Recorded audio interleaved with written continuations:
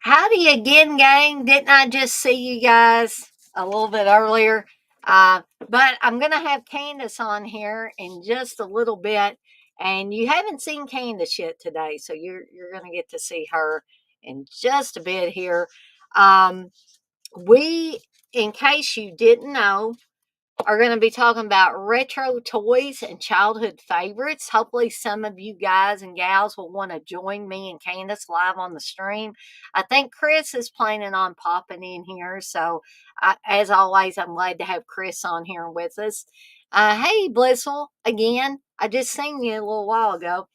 Um, I may have to step away. I'm not getting alcohol today, so it shouldn't take me very long. I'm not going to have to show my ID, but I am getting some Long John Silvers um, from DoorDash.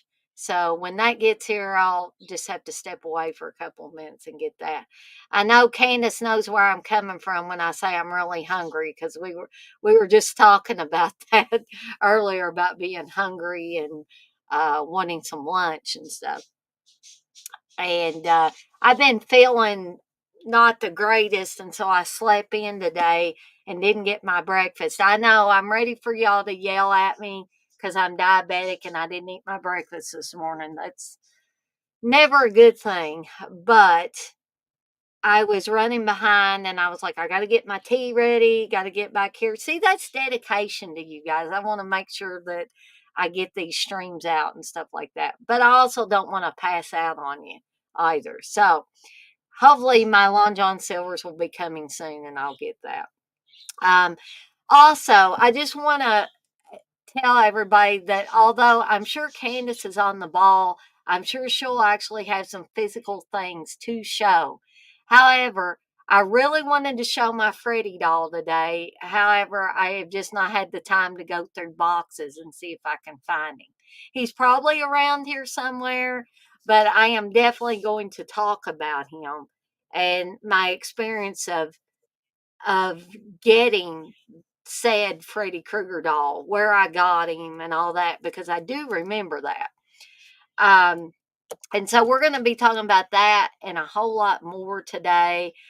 We may even talk a little bit about collecting toys, because technically I collect toys now.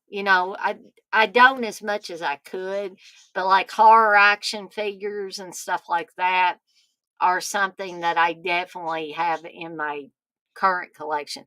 Yes, TJ will scold me if he TJ scolds me often because I do foolish things. So yeah, he will speak for everybody, I'm sure. Uh, so anyway, just a reminder that I've got a couple of watch alongs this weekend on Saturday and Sunday, starting at 7 p.m. Eastern Time. Saturday will be Gremlins. Sunday will be the initiation. That's actually a watch along rewind because, as many of you know, a while back I did one for the initiation. However, I'm going to offer Uncle Bill another chance to be on the initiation because he really wanted to be last time, but he had family obligations, which I totally understand. Um, so We will also have a movie Munchies on Sunday, hopefully, starting at 3 p.m. Eastern Time. And I will be making deep red spaghetti. So, for all you pasta fans out there and Italian horror or Giallo fans, you might want to tune in as I watch, as I watch, as I make the deep red spaghetti. You're excited for both, Blissful? Well, thank you. I appreciate that. And now, without further ado, I'm going to add Candice on here. Hey, Candice. Hey, Dana. Hey, everybody. So, how So, you doing today? uh, I'm I'm doing okay. Yeah, I'm still dealing with the sickness, whatever it Yeah. is. But I do see that Candace has got her headline there. She's got the Death by Stereo podcast on there today. I said, is that how you do that? So I stuck it on there just to see. So I guess it is. And I'm sorry, folks, I am drinking a little fireball whiskey to kind of take the edge off my pain today. So, not planning on getting drunk. I don't have enough of it to get drunk anyway. That's about all I have. So I have to wait till I get paid again to get any more. Um, Blissful says hi to Candace. I'm blissful. And so I'm sure that Candace has actual, like I said earlier, I'm sure that Candace has actual physical things that she can show. I'm surrounded by stuff. And I think that Chris had said something about he was going to hand off some stuff to Candace in case he couldn't come on today. But I did send Chris the link. He did ask for the link. So, Yeah. um, I think he's going to come on. so is that something that you got at Five Below? Is that one of those? Oh, yeah. I've been using this exclusively ever since I've got it. I love glass. Whenever I drink something, I like to drink out of glass. So Right. I love it. So I just wanted to show something off that y'all don't pay attention to my yucky legs, but because I got capri pants on, but I don't know if anybody can see those rainbow socks, but I got those rainbow socks for two reasons. Because I support uh Pride Month, which June is Pride Month. Um, and also I liked them because you can't see unless I take off my shoes, and I'm not going to take off my shoes. But it says "Be You" on the foot, and that could be for Pride Month, definitely. You know, be who you are. You know, don't be afraid to be who you are. But I think it talks about everybody as a whole, whether you're part of that lifestyle or not, to be yourself. Don't try to be somebody that you're not just because you think that it'll make you more accepted, because you will find your way, you will find your friends, you will find your group, whatever you way you want to look at that. The And tribe. That's what I say. so you don't have to change yourself to fit this mold of what Mhm. these people want you to be, because if they're wanting you to change to be able to be around them, then they're not real friends. Yeah. And, you know, I think we just need to be gently reminded of that from time to time, because I I even find myself falling back into that. And I just turned 48 yesterday. So I just wanted to throw that out there and let you guys know that you are all very special people. You're very unique people. And I don't mean special in a bad connotation either. I mean, you're special to not only me and Candace, but if you believe in God, don't believe in God, I'm going to put this out there, but you're special to God too. You're important to God, and you don't need to change for anyone, um, not even your own family, Unless it's something bad. unless it's something bad. Yes. We'll Now, see. if you, but Harm. if you're being who you are and you're not hurting yourself or anyone else, then be free to be who you are. and don't change. Don't ever change, because that's something special within you that nobody can take away from you. And so there's my public service announcement for today. If you're Hannibal Lecter, if you're Norman Bates, that's bad. Just Yeah, kind of reevaluate then.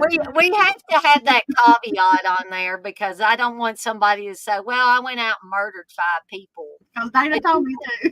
Yeah, Dana told me to be myself. So yeah. Thank you, Candice, for adding that onto it. But otherwise, if you're not breaking the law and you're not hurting yourself or others, then by all means, please be yourself. Okay. Don't try to be what somebody else wants you to be. So anyway, we're gonna get knee deep, head deep, whatever, in the middle of this retro toys and childhood favorites. Candice, do you want to, since you're my lovely co-host, do you want to start us off, kick us off with I something can. or a few things? Yeah, I am very excited about this episode because this is something that is a passion for Chris and I. We deal in antique toys, and not just antique, but vintage toys. We collect them and we, deal in them as well. So it's like a life for us. So I had so much, so I just went and just grabbed just like stuff that I could find that was handy. That not just stuff that I have, but stuff that means something to me. I didn't want to just go grab something that I didn't really care about, which I do have some stuff that, I probably didn't grow up with, which I know I didn't grow up with some of this stuff and I'll let you know that. But it's something that means something to me. And I want to take it way back to like the 50s, because this isn't something, because I wasn't born in the 50s and I didn't have these growing up, but it's something that I found a passion for years and years and years ago.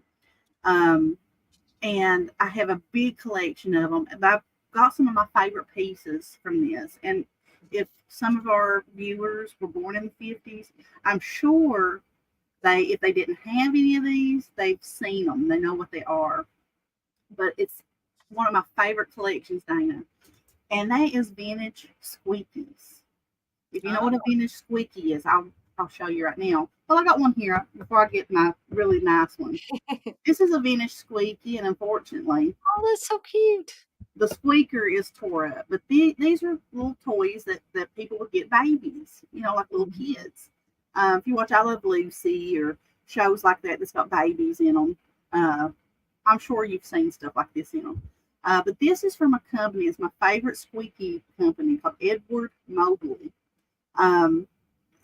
There's a bunch of different type of companies that made these, but the Edward Mobley Company, and this one is actually from 1961, so this one is actually a one from the 60s, but it's made and manufactured by the Arrow Rubber and Plastic Corp. But let me get some of my real good ones down here. Okay. Some of my favorite things that I own, not just in the collection, but these are some of my favorite things. I love them. I love them so much, and you probably can tell. And I won't spend too much time on them, but I just want to show them.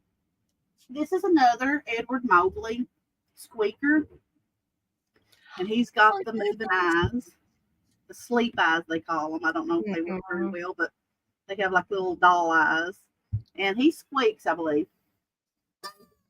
Yeah. But this is the little doggy, which I loved. This is my favorite, Dana. The little French poodle. Yes. But she's got the little sleep eyes too. I think her name is Fifi, maybe. She is from so she's from the 60s too. She's from 1962. But these were really popular in the 50s as well. And then here's my last one that I'll show. And he's also Edward Mobley, and he's from 1961. So all these are from the 60s. But he's the horsey I don't think he works, but he's got the little sleepy eyes too. But I have a bunch of these, but I just wanted to show some of my favorite ones. Um, but yeah, I love those.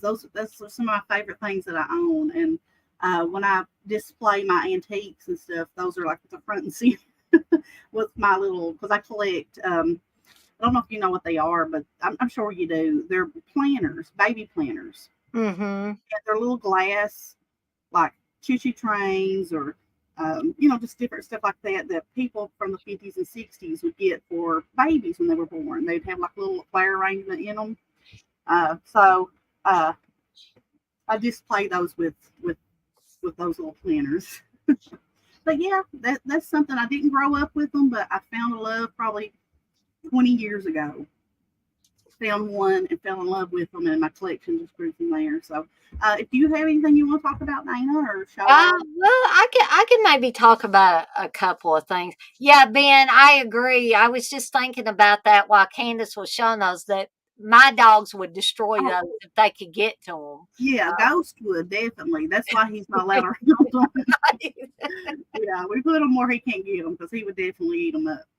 And I've also been writing things down aggressively while Candace was talking because I was thinking of different things as I go along.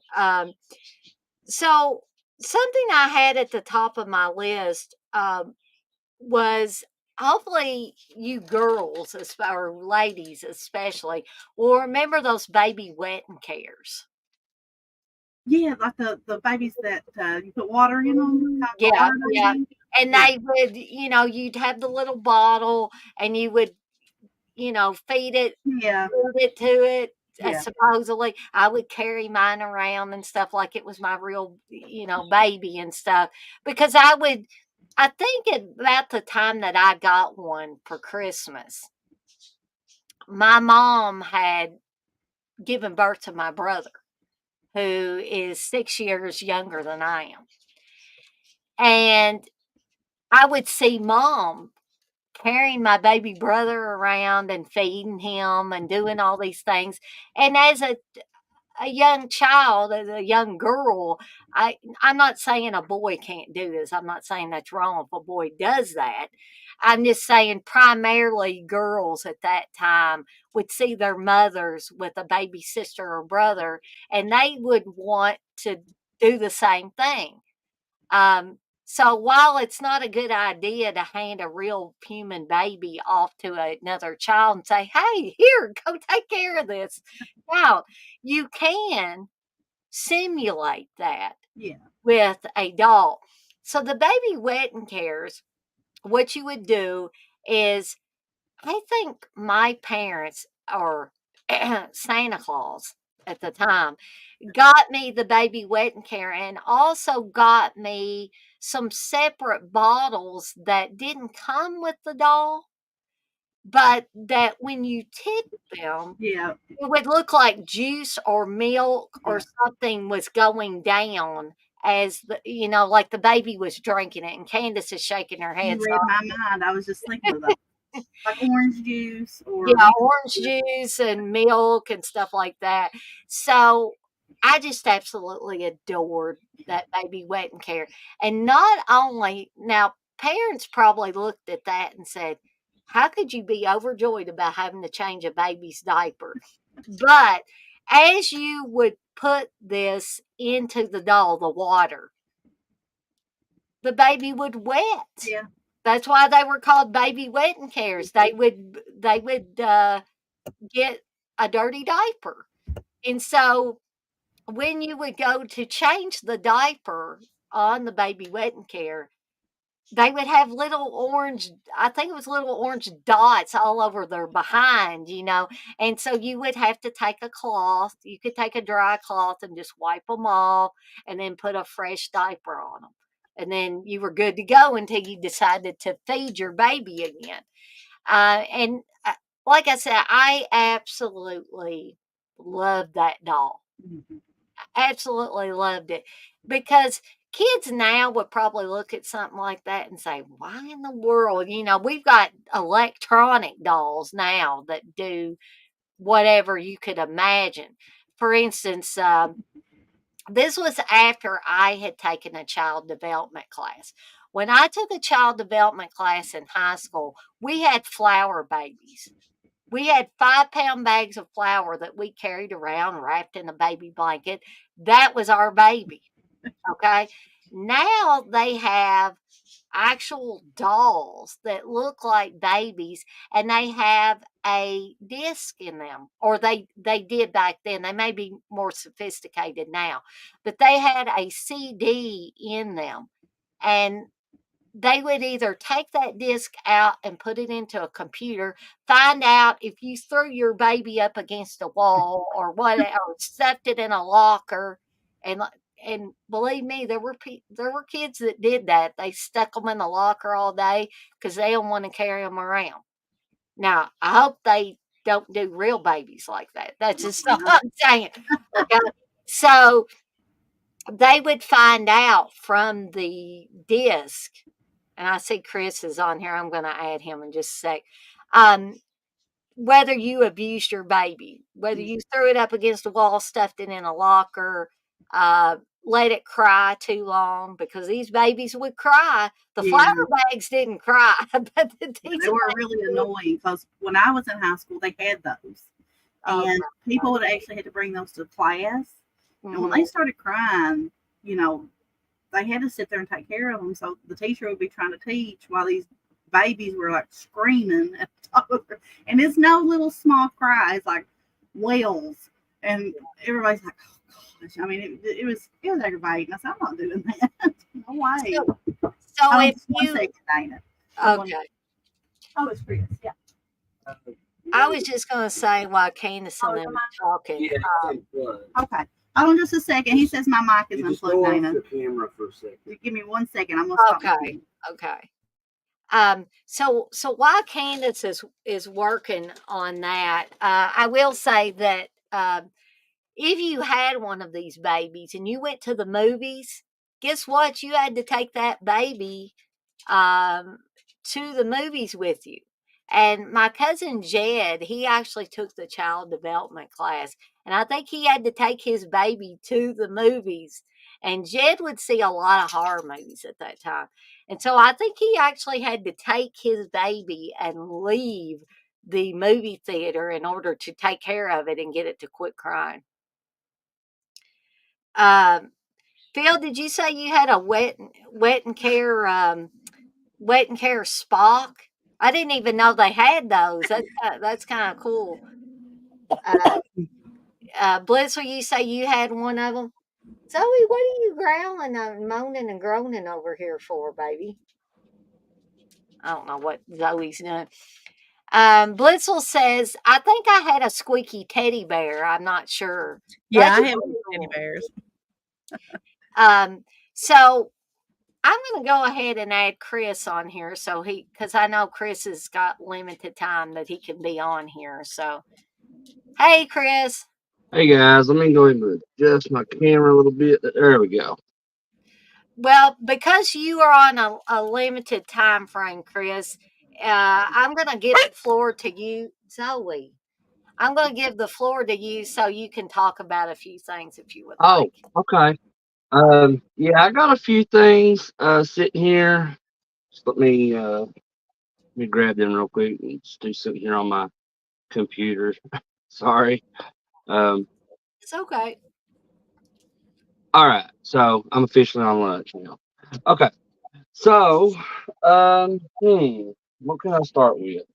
So I've got some things here. I've got a few things that are actually from my childhood that I've had since I was a kid. There's a few things that are from the era of my childhood, but I didn't get until like later in life. So, but regardless, they all are, they're vintage toys and stuff from the 80s, 90s. So, so yeah. So I guess I'll go ahead and start off with. So I was a big fan growing up when Mighty Morphin Power Rangers came out in the early '90s. I still love that stuff to this day just because it's very nostalgic for me. I was about 6 years old when Power Rangers came out. and I do still have my Power Rangers blaster from when I Oh, was a cool. kid. Um, so it doesn't have batteries in it or anything. So I think it still does work, but I just don't have any batteries in it. And it's just like the ones they used on the show. And it morphs into, like, you can pull this thing back, and then it morphs into like a dagger. Hmm. Um, so Awesome.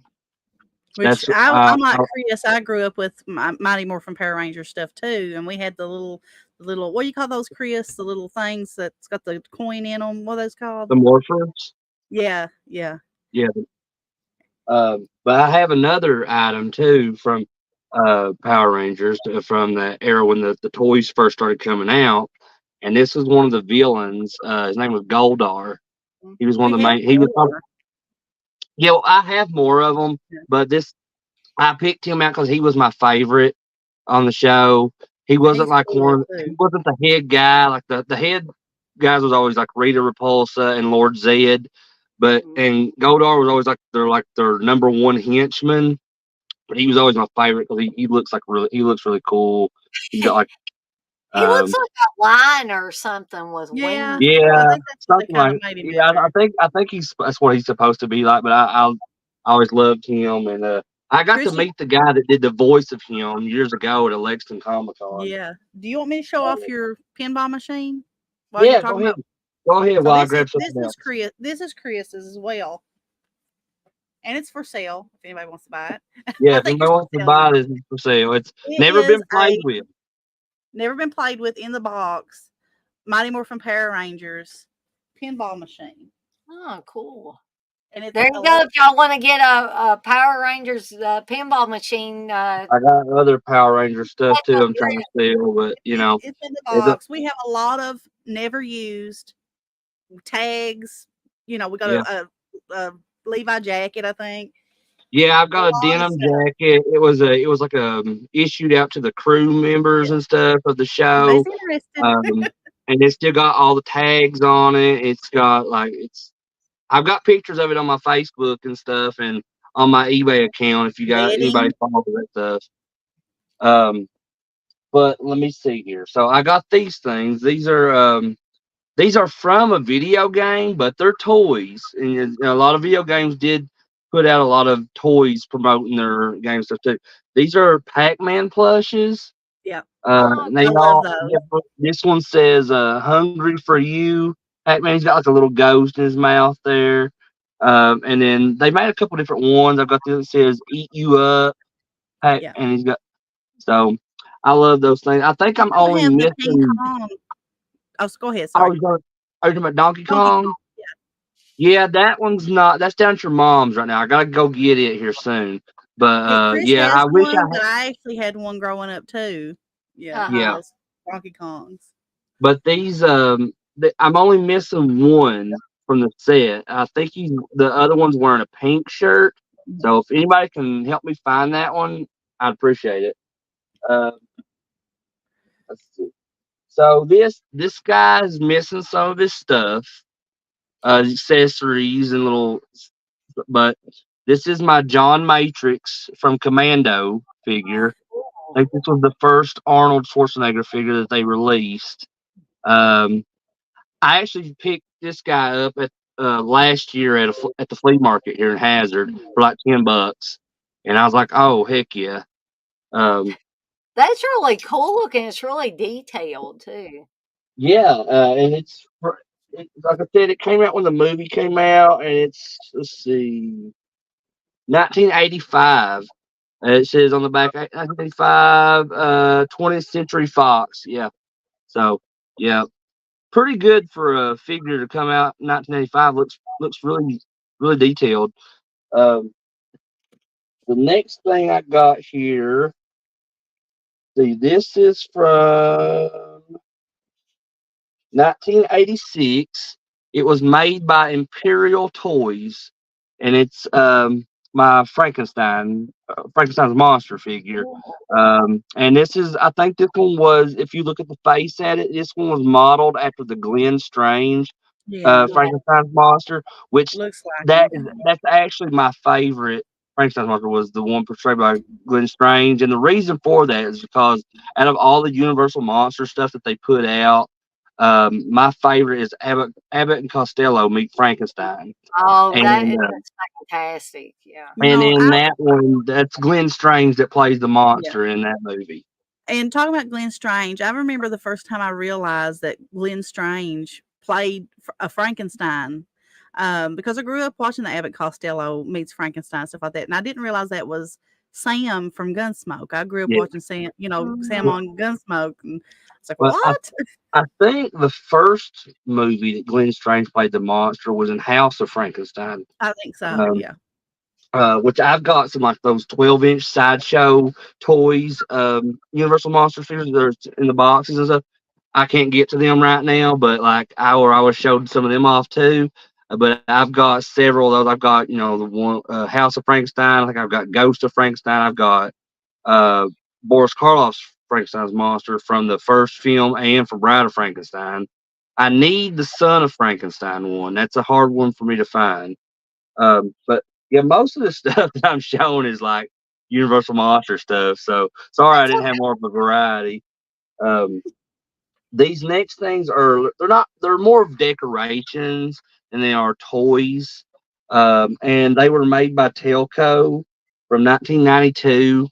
Um, I have the Dracula. They're called I think Motionette is what they're okay. called. That you can buy them around like Halloween time Christmas. at the store and stuff. Mhm. But yeah, I've got the creature from the Black Lagoon. I've got Dracula. The Dracula does work. The creature does not. The creature was actually a wedding gift to me and Candice by her cousin years ago. So, but I have them displayed, with the rest of my Universal Monster stuff, and I show.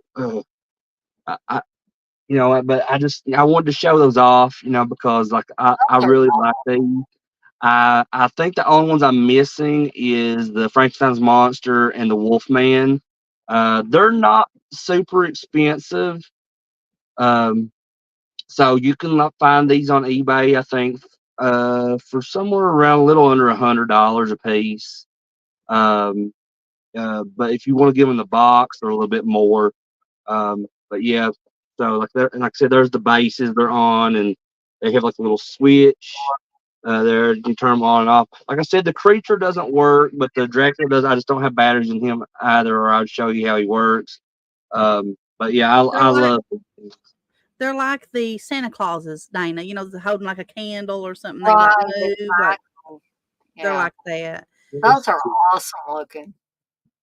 This is not really old. This is from 1997, and I have more of them. I just don't know where I put them at. Um, but I was buying these as they were coming, or I was trying to buy these as they were coming out back in the late '90s at Spencer's Gifts at the Huntington Mall in West Virginia. And these are the Puppet Master toys, and this is Tunneler. Oh, Um, and he does have a little thing on his back where you can spin, and his drill does spin. wow. Um, so, and he came with some other little accessories and stuff too. I've got them put up too, but this is one of my favorite out of the ones I have because I always loved Tunneler from the Puppet Master movies. And I mean, it's the detail on him for this to come out in '97. It's pretty spot on to what he looks like in the movie. Um, let's see. So these things were also from my childhood. And so, and surprisingly, they don't have a lot of wear to them, because I've had them since I was a kid and stuff. But these are the Universal Monsters Ninja Turtles Oh figures my that they, God, so cool. and these came out in '93 from Playmates. And they this was the first. They did two different series in the '90s for the Ninja Turtles Universal Monsters. This was the first series, and I've actually got the full first series in my hand right here. So this is Leonardo as the Wolfman. Um, this is Donatello as Dracula.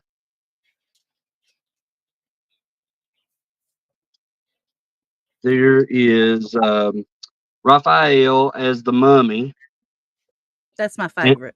and he Yeah. does glow in the dark. I don't know if you can tell, like, because the wraps on him are kind of like a shade of kind of a greenish white. It's Mhm. because he glows in the dark. Yeah. And the last one is Michelangelo as the Frankenstein's monster. And That was cool too. I like that. yeah, They redid this these, one's didn't they, probably my Chris? favorite out of them all. But I'm kind of biased towards Frankenstein's monster. So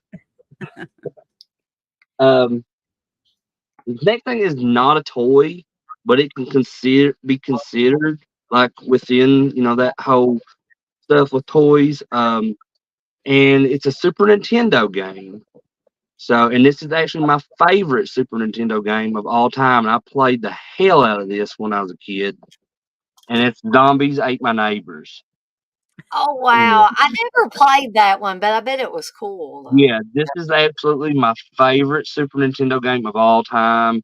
And a lot of the levels are all like inspired by different horror films.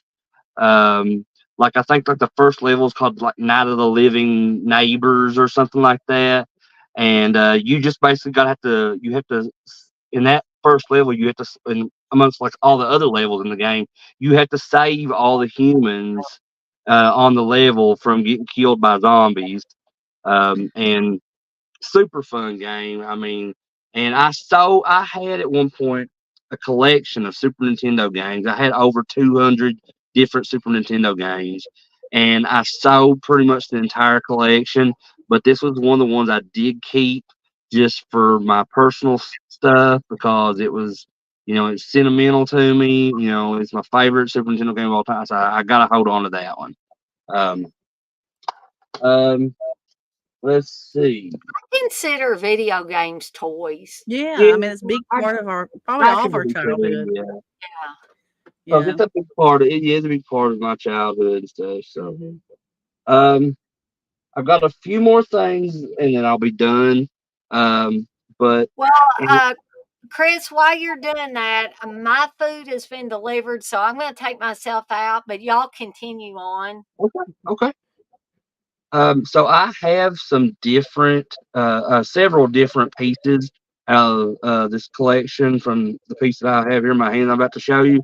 And it's my Aliens collection that was released by Kenner. Kenner released these, and this was to help promote the film. But when these toys came out, these came out in '92, which was about 6 years after the Aliens film was released.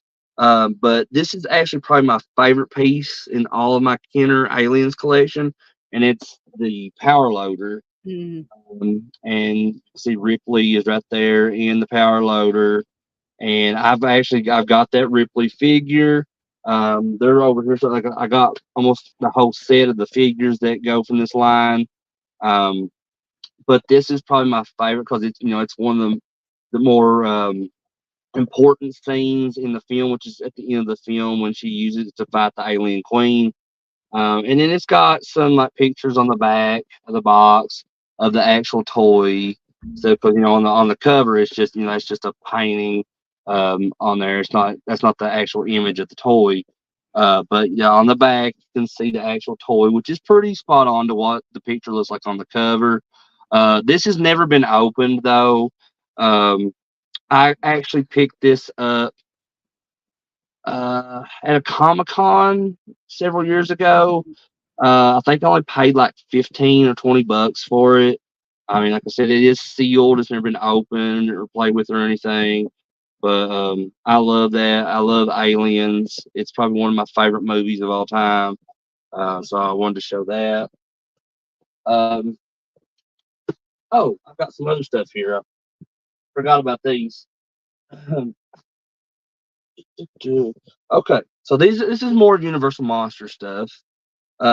These were made in 1999 by a company called Stuffins. So they're little plush Universal monsters. They made different sizes.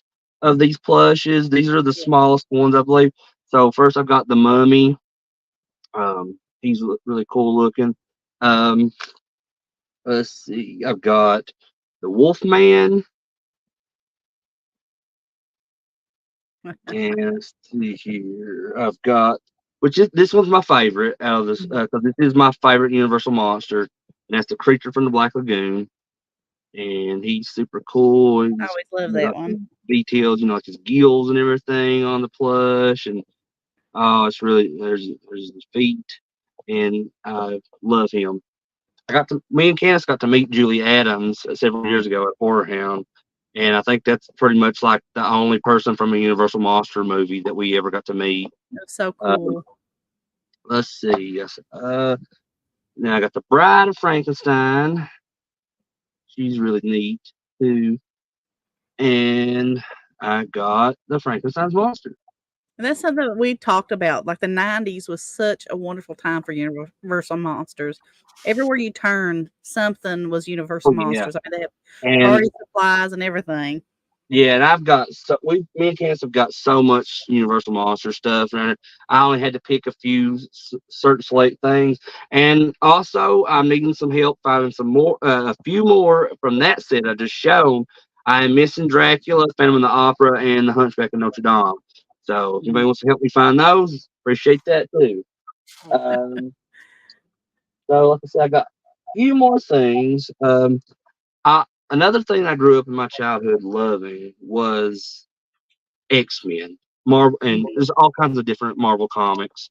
And but X-Men was one of the most special things to me as far as comics go because I always felt different as a kid, and sometimes I felt like I was outcasted in several situations growing up, and it always made me feel better reading the X-Men comics and watching the X-Men cartoon and stuff, playing the video games because you know all of those guys they were mutants. They had mutant abilities, and they were outcasted from society and stuff like so. Like, and at times when I was a kid, I used to refer to myself as a mutant, which is hilarious because this was before I knew Joe Bob Briggs and Monster Vision and all that. So now I'm a different kind of mutant in that Yeah, community.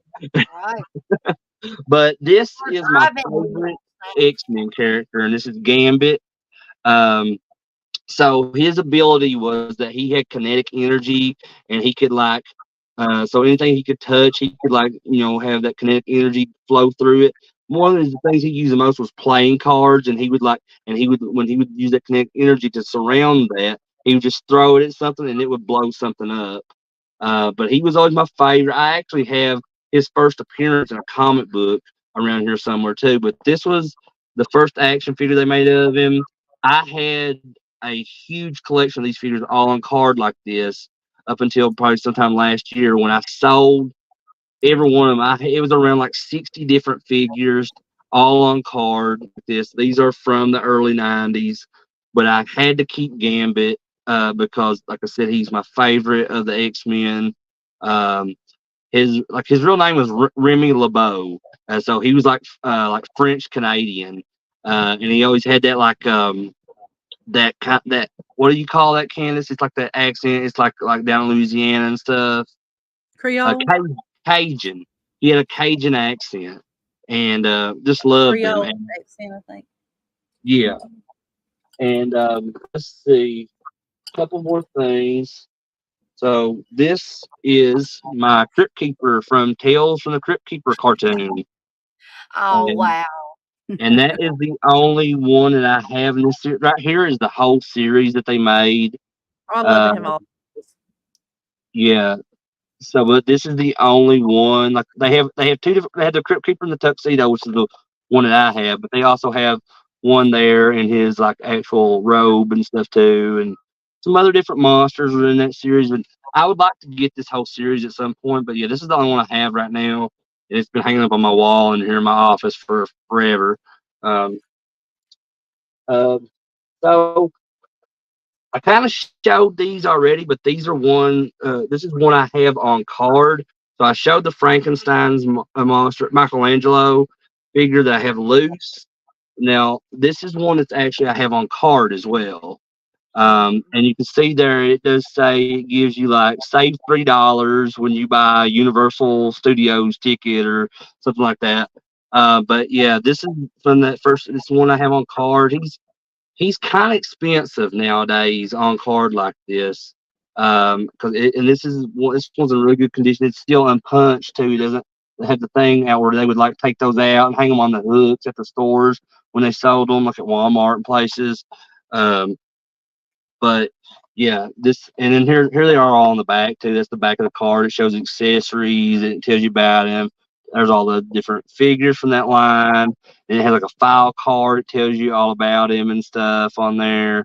It says Mike is Frankenstein, and it says like the radically rebuilt Turtle Terror. Um, but yeah, that's so. Like I said, I have one on loose.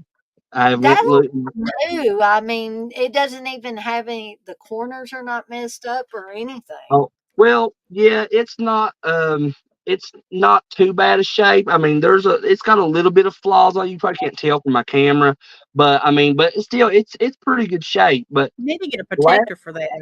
yeah, I do. And this next one will show I definitely need to get a protector for because it's probably the most valuable toy I have in my entire collection. Um, and this one is absolutely mint. And this is also from the Universal Monsters Turtle series. This was from the second series they did. I At one point I did have a loose figure of this one, um, but I sold it. But I said I'm absolutely keeping this one. I don't ever want to get rid of this because it's really awesome. And plus I bought this at that Wonderfest show um, um, years ago, back in 2010. So, but this is my Leonardo as the creature from the Black Lagoon, Oh wow. and this one is absolutely in mint shape. I mean, like I said, this is probably the most valuable toy I have in my collection. I think he sells right now, like in this condition, somewhere around like $500 on eBay. Um,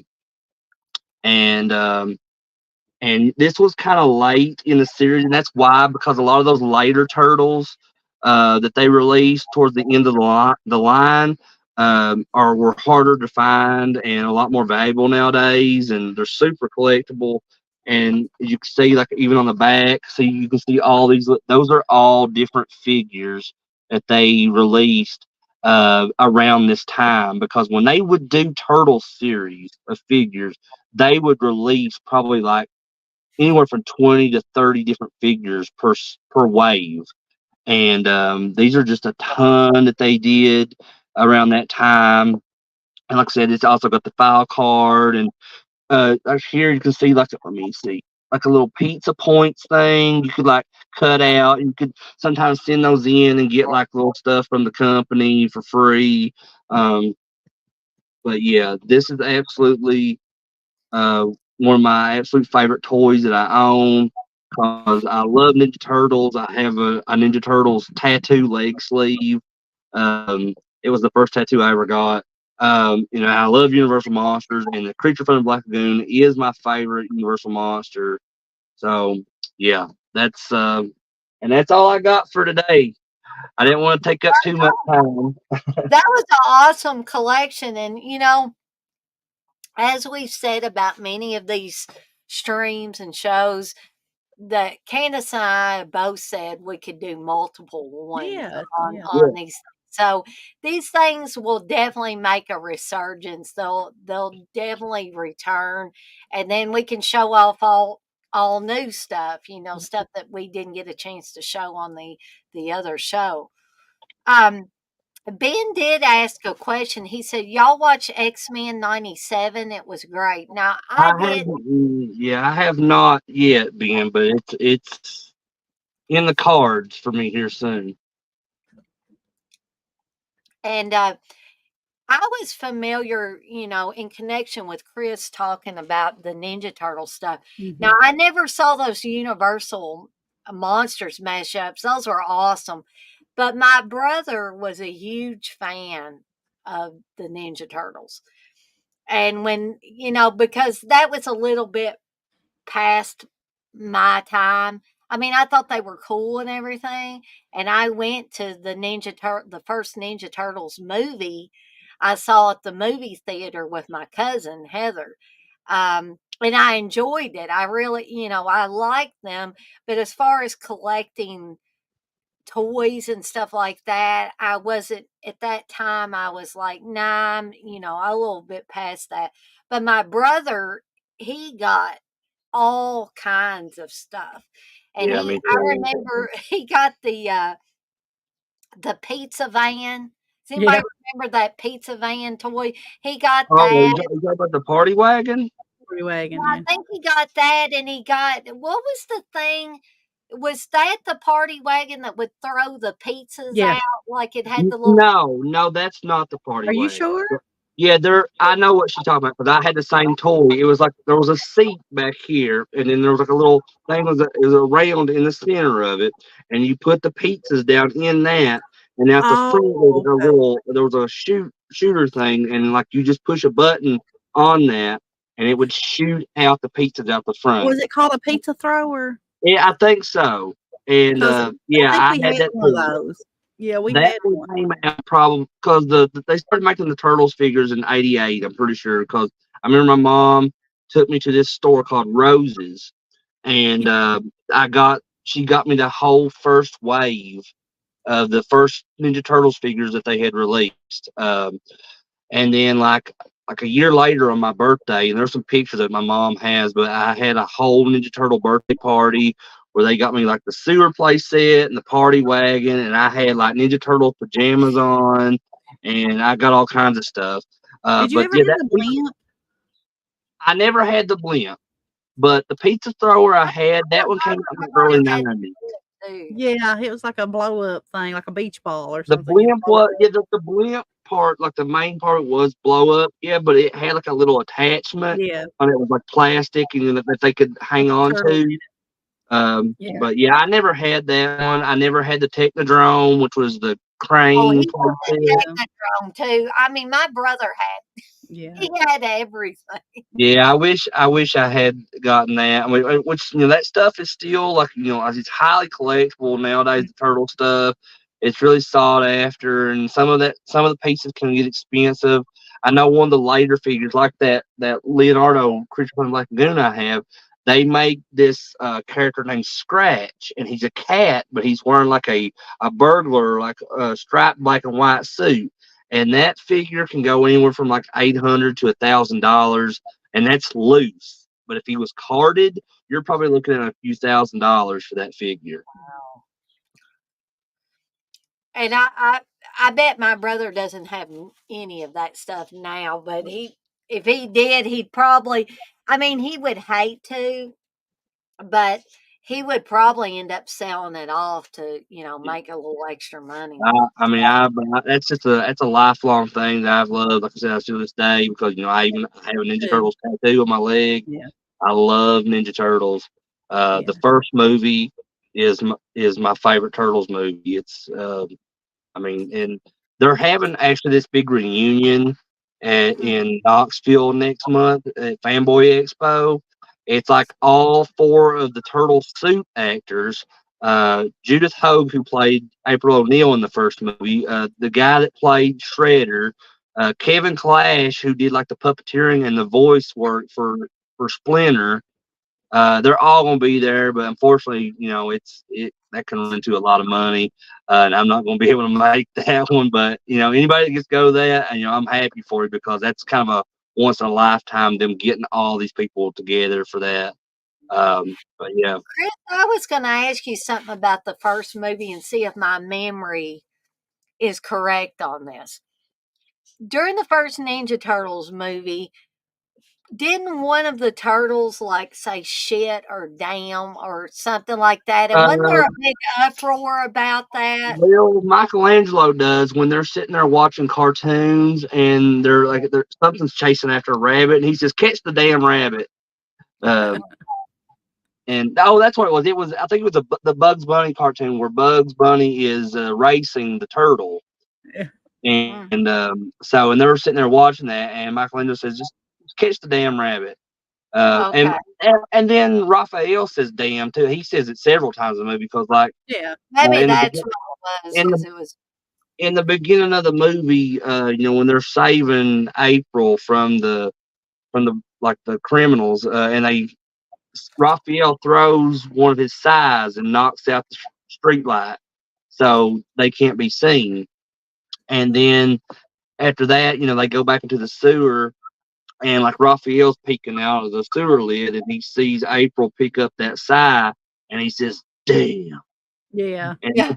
and then he does it again later in the movie after he has the fight with Casey Jones, and then Casey Jones takes off, and Raphael's running after him. He says, "Come back here! I'm not finished with you." And then it like cuts to like a big skyline view of the city, and you just hear like Raphael's voice echo really. He goes, "Damn!"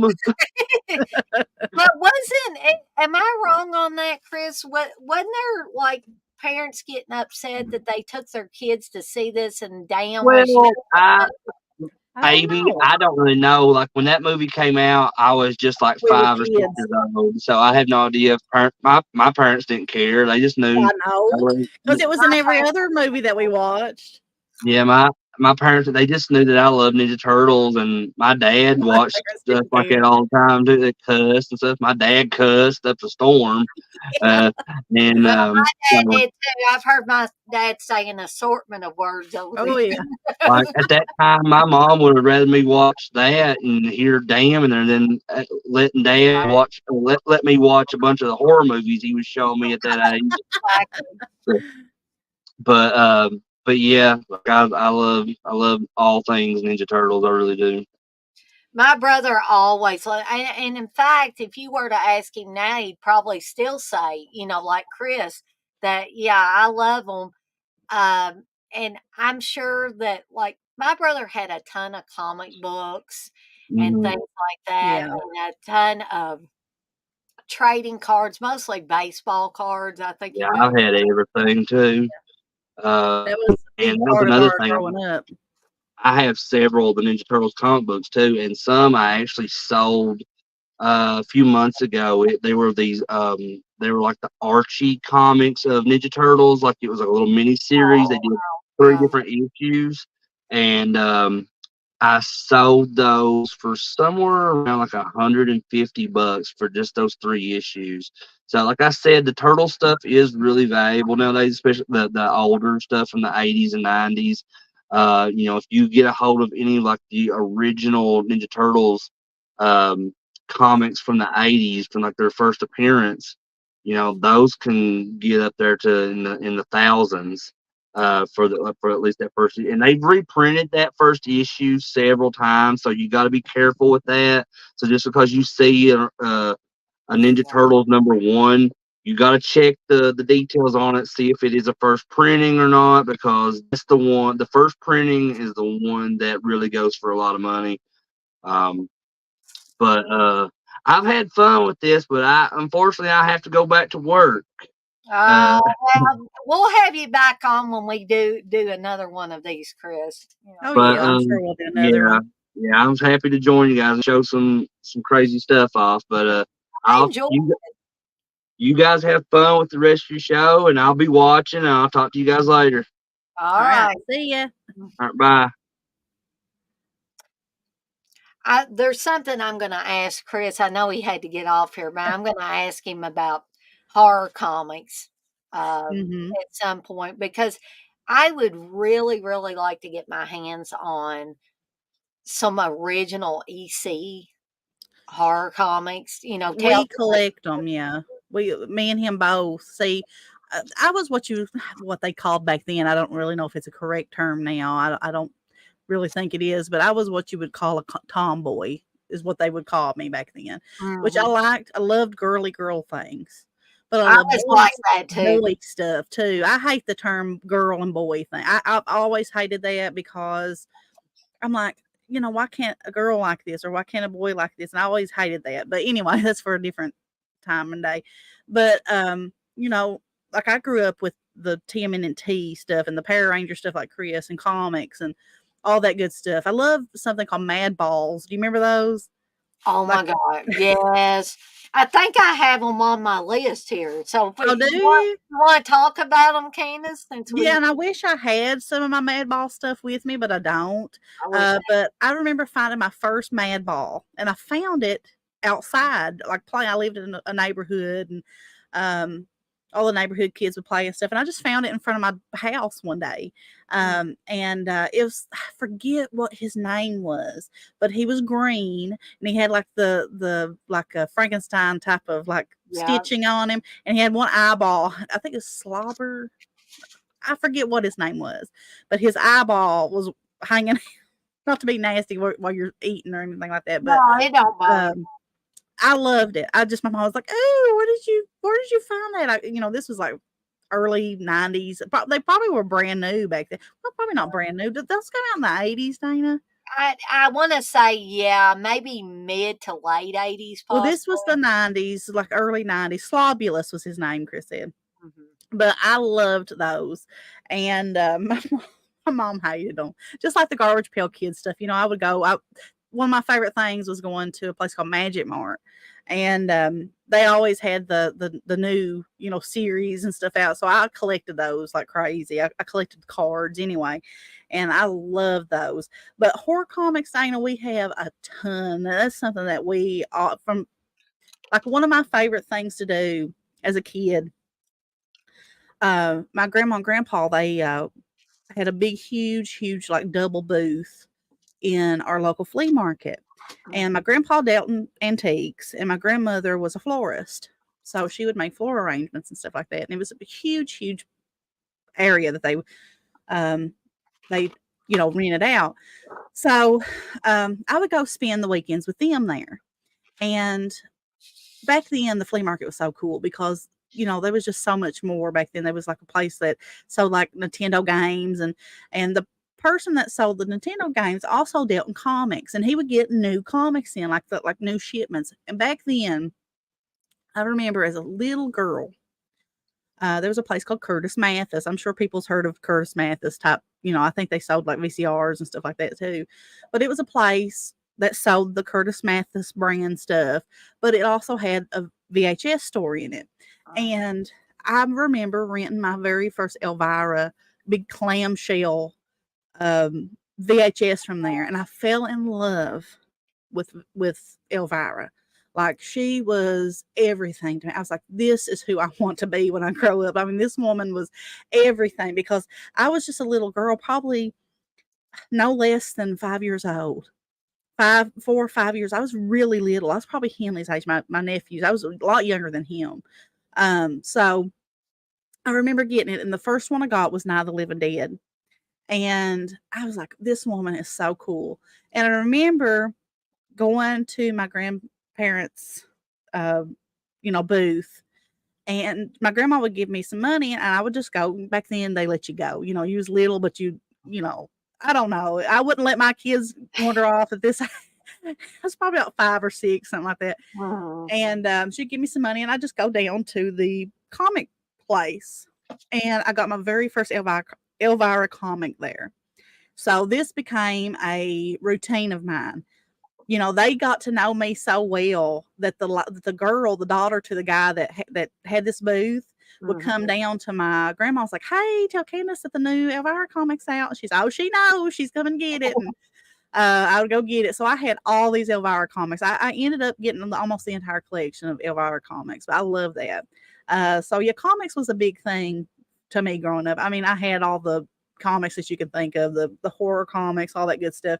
I And that used to have Archie, like the original Archie comics. My mom Yeah. found them at a yard sale. Those were my very first comics, were Archie comics, and they were my mom's, and she had, passed them down to me. She had all the Archie comics, and she had some Walt Disney comics with like Huey, Dewey, Louie, and all that stuff on them. But I absolutely love that. That's such a fond memory to me, and something that me and Chris, bonded over when we first met each other and stuff is all this stuff. But do you remember California raisins? I think Yeah. we've even talked about them here. So that was a big thing for me, and I think Chris as well. and I didn't have them like on hand, but we have like all the little California. I even had a big California raisin pillow. Like the body was a pillow, and he had big long noodle arms and stuff. But I did find this. Look, I don't even think this is like legit. I think this is something that like these like Maybe pottery. somebody made it or something. It's like But it's cool looking though. I like it. that's all I could find of my California raisin stuff in a rush. But I know you said that you wanted to show your Freddy doll, but you couldn't find him. Mm-hmm. So I brought some of my pull string dolls, and I think I've already showed the Beetlejuice, but I'll show him again. Yeah. Did I already show him? I can't remember. I can't remember. I think you did, but it warrants showing again because it's so cool. Here's my Beetlejuice. And he still talks, but he sounds like a chipmunk. They all start sounding like chipmunks after a while. My Freddy probably sounds like a chipmunk. Yeah. Too, if I can find him. I don't know if you can hear him or not. Probably not. Yeah, I can hear him. But anyway, I think I already showed you my Steve Urkel. I won't show him again. Here's Ernest. Noah loved this when he was a baby. If you slow him down, you can barely hear his voice. Yeah. It's so funny. But Noah loved this, and I loved Ernest. He was one of my favorite things growing up. Let's see. This may or may not. I don't think this is a pull string doll. I don't know. 90s kids may remember Magic School Bus. Noah, he was obsessed with Magic School Bus. But I loved Magic School Bus growing up. Do you remember Magic School Bus from PBS? I remember it, but I think that was a little bit past my time. Well, we love Magic School Bus. This is Miss Frizzle. Little Richard did the theme song to it. Oh, and yeah. this is her Chameleon Liz. So this was a big thing for my childhood, but Noah's as well. He absolutely loved it. Candice, I think I just thought of a couple of things I could get from the back room. They're kind of newer things, but I thought I would show them off. So, Candice, if you want to keep talking and showing some things, I will be right back. Okay. Well, another big thing for me growing up, and I've talked about this, one of my favorite things about growing up in the 90s. I feel so lucky about this. And I know that it's something crazy, but it's a huge memory of mine. And I hold it really close to me. Like when I start thinking about like my childhood in the 90s. And that was how awesome restaurants were and their promotions in connection with movies, big blockbuster movies that were coming out at the time. Like Pizza Hut, whenever Casper came out, they got the puppets and all this cool promotional stuff. The Flintstones, I have one of the biggest Flintstones movie collections that you can ever. I almost have almost everything they have. I don't have all of it, but I have probably 70% of what they have that they put out back then. And McDonald's went crazy. They had these glasses, these promotional glasses that they had. They had everything. The crew wore like McDonald, like the McDonald's was like in the bedrock like text and stuff like that. And one of my favorite promotions was when Jurassic Park came. And I don't have any of my promotional stuff here, but I loved whenever Jurassic Park came out because it was just everywhere. Went to the movies and watched it and just fell in love with it. But I do have a Jurassic Park toy. Now, this wasn't a promotional toy, but I'm sure everybody remembers like the all the cool stuff that came out whenever Jurassic Park. I don't know if this is from the original Jurassic Park or one of the sequels. I don't know, but anyway, that was such a good memory, like seeing all that stuff and getting to go to the movies and watch this stuff and then going to like get these glasses like Batman Forever. Whenever it came out, McDonald's did the promotional stuff with them. They had the glasses and we collect those glasses. I love all that stuff. I think Hardee's, I think they came out with like glasses and promotional, with movies and stuff like that. So that was a really cool memory. And McDonald's, like the Happy Meal toys, not just McDonald's, but all the places. I think even Taco Bell had Happy Meal stuff. Not Happy Meal, they didn't call it Happy Meal, but kids meal stuff. But I got some of the little kids meal toys. And these stuff was really cool stuff. This is like stuff you could buy at, a store. It was that good made. They don't make them as good like that anymore.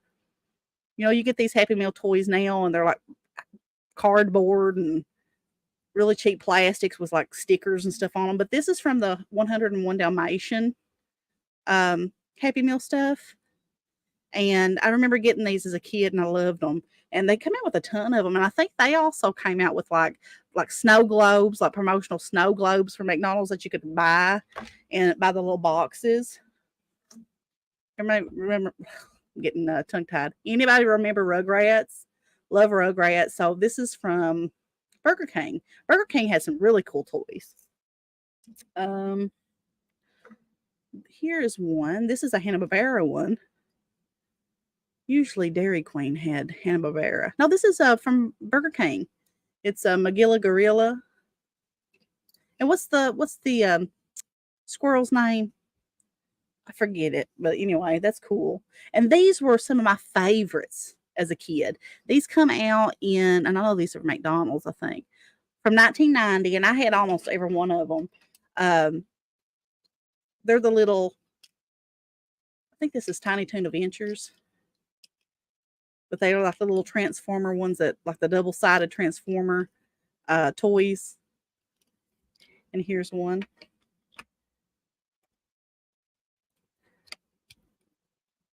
I love these. Now, some of my favorite, and I think these come out in the 80s. I remember getting them, and I played with them all the time. And I know Secret Squirrel was his name. I know Chris will remember these, but whenever they come out with like the Super Mario Brother Happy Meal toys, I love those. Those were really some of my favorite toys that I played with. Sorry, Dana, I was going on about Happy Meal toys. Oh, no, that's okay. That fits. Darcy, get out of my stuff now, or y'all are gonna have to go away. But I brought a ton of stuff from the back room. Oh, good. I'm gonna bring this and this and this, and some of the stuff I may have shown on other streams. And if I have, please forgive me, because this is stuff that I've collected over the years and that I just really, really enjoy. Candice, did you want me to show a few things? Yeah, go ahead. Go ahead. So one thing I wanted to show, and I really love this little guy. And I want y'all to think back to the old Gore Zone magazines and the old Fangoria magazines. Remember when they had ads for stuff that none of us kids could afford back then? But I would just moon over everything that they had in there because they had masks and they had props and they had all kinds of stuff. Well, there was this thing called a Baby Stinky that showed up quite a bit in those magazines. And I always wanted one, but I could never afford it. When I was a kid, I couldn't afford anything basically. And I had good parents, but they were not going to shell out money for every little prop that I wanted. So I would show it to my dad. I was kind of like Ralphie in A Christmas Story. I would kind of, how he put the Look magazine where his mom would see it and it had the Red Ryder BB gun thing. So I would periodically, I'd say, "Hey, Dad, isn't this cool?" Hoping that he would offer to buy it for me. Of course, he never did, but I tried anyway. So fast forward to when I'm an adult, probably in my mid to late 20s, possibly early 30s. And I found a prop. It's actually an It's Alive puppet. And anybody remembers that mutant baby from It's Alive, if you've seen It's Alive, it always looked like the baby Stinky, minus the snot. When you would get them from Fangoria, it would say it comes with, I guess it come with a container of some kind of slimy stuff that you could put on the baby Stinky. So this guy didn't have the slime, but he is so cool because I think he looks almost exactly like the baby in the first It's Alive movie. And so basically, he's not anything real elaborate. He doesn't have a bottom half really or anything, but you keep the blanket wrapped around him and you can stick your arm, It's like a puppet. your hand up inside and see, this is what he looks like without his blanket, basically. But He's if you, cute. but you can move him around and stuff like that. And I've still got him after all these years. Steve probably thinks I need to get rid of him and try to sell him or something like that. But I finally got my baby Stinky after all these years, minus the slime. Um, and I don't ever want to get rid of him unless I have to, just because I think he just sits around in the back room. But every once in a while, I take him out. I used him for a Halloween costume one year. This is before me and Steve were married, where I was the doctor that delivered the Davis baby on It's Alive. And I used my little prop. I was holding it as well. But yeah, I've had him for quite a few years, and I'm surprised he hasn't started breaking down because he is latex. But I've been lucky that way. Um, Now, before I show this next thing, if you have an aversion to Chucky, you might want to step out of the room before I show this because I know. Actually, I'll show a couple of things that are Chucky related. Steve says, "Throw that crap out." Oh, you hush. You don't mean for me to throw my crap out. But hopefully you're out of the room if you have an aversion to Chucky. Um, But this is one of my first Chucky dolls I ever got. He's got the good guy shoes on. He's got the good guy outfit. He's kind of dusty because he's been sitting in the back room. This is another thing that I had before Steve and I were married, and I think I want to say I got this from Spencer's because every year around Halloween, Spencer's would have Yeah, with they stuff like did. and I was like, I got to have this Chucky doll. And so I ended up getting him. He was my very first Chucky doll. Now, the next one I'm going to show you was he was about the price of this one, but keep in mind, this was years ago. And the other one I'm going to show is more current. But yeah, this is my first Chucky doll. Uh, I used to lay it on my bed when I was living with my parents. That shows you how demented I am. So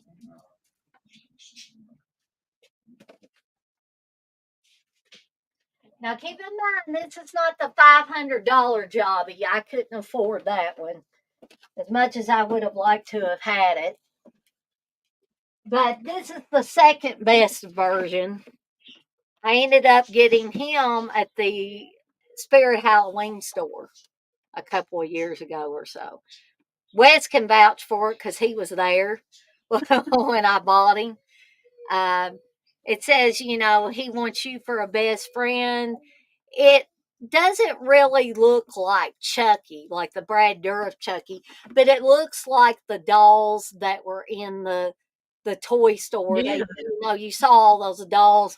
So I think he's pretty cool. he is He cool. does say good guys, Chucky. I have never taken him out of the box. He will probably remain in the box. His hair's a little messed up right now, but yeah, he probably will remain in the good guy box. It does have, the Chucky doll doing different things, being a doctor, being a soldier, being a cowboy. You turn it over on the back. Let him share your secrets. I'm a good guy. Let's play.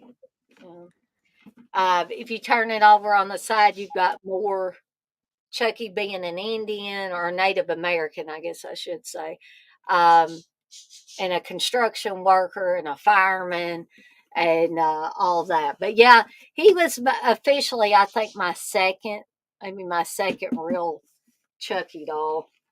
Um, And I'll show one more thing before I turn it back over to Candace so she can show some more stuff off.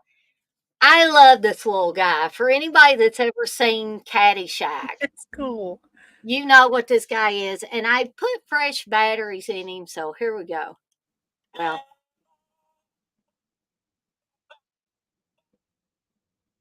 so if you like that song, you can listen to I this. remember those. But I won't play the whole thing. But my mom got me this, and I absolutely love it. I treasure it to this day.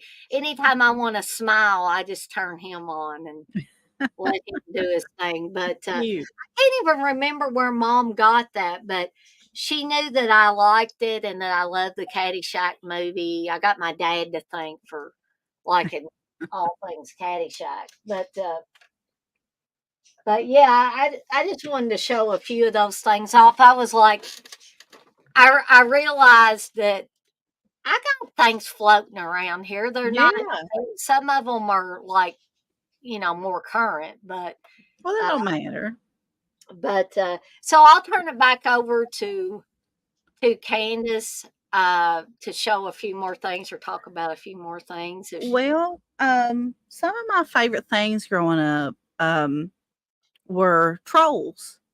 Do you remember the troll dolls? Yeah. So I'll show off. I got a few I brought. But my favorite trolls were the treasure trolls, the ones that had the little, like Yeah, I jewels. used to have some of those. Yeah. So, here's one. Got a little like a gold look like an MC Hammer outfit.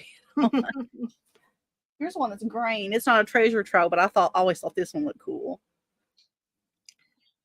Now this is a treasure trove, and she's dressed, I think, I really don't know, but she's cute. But I have a ton of them over here. I won't show them all.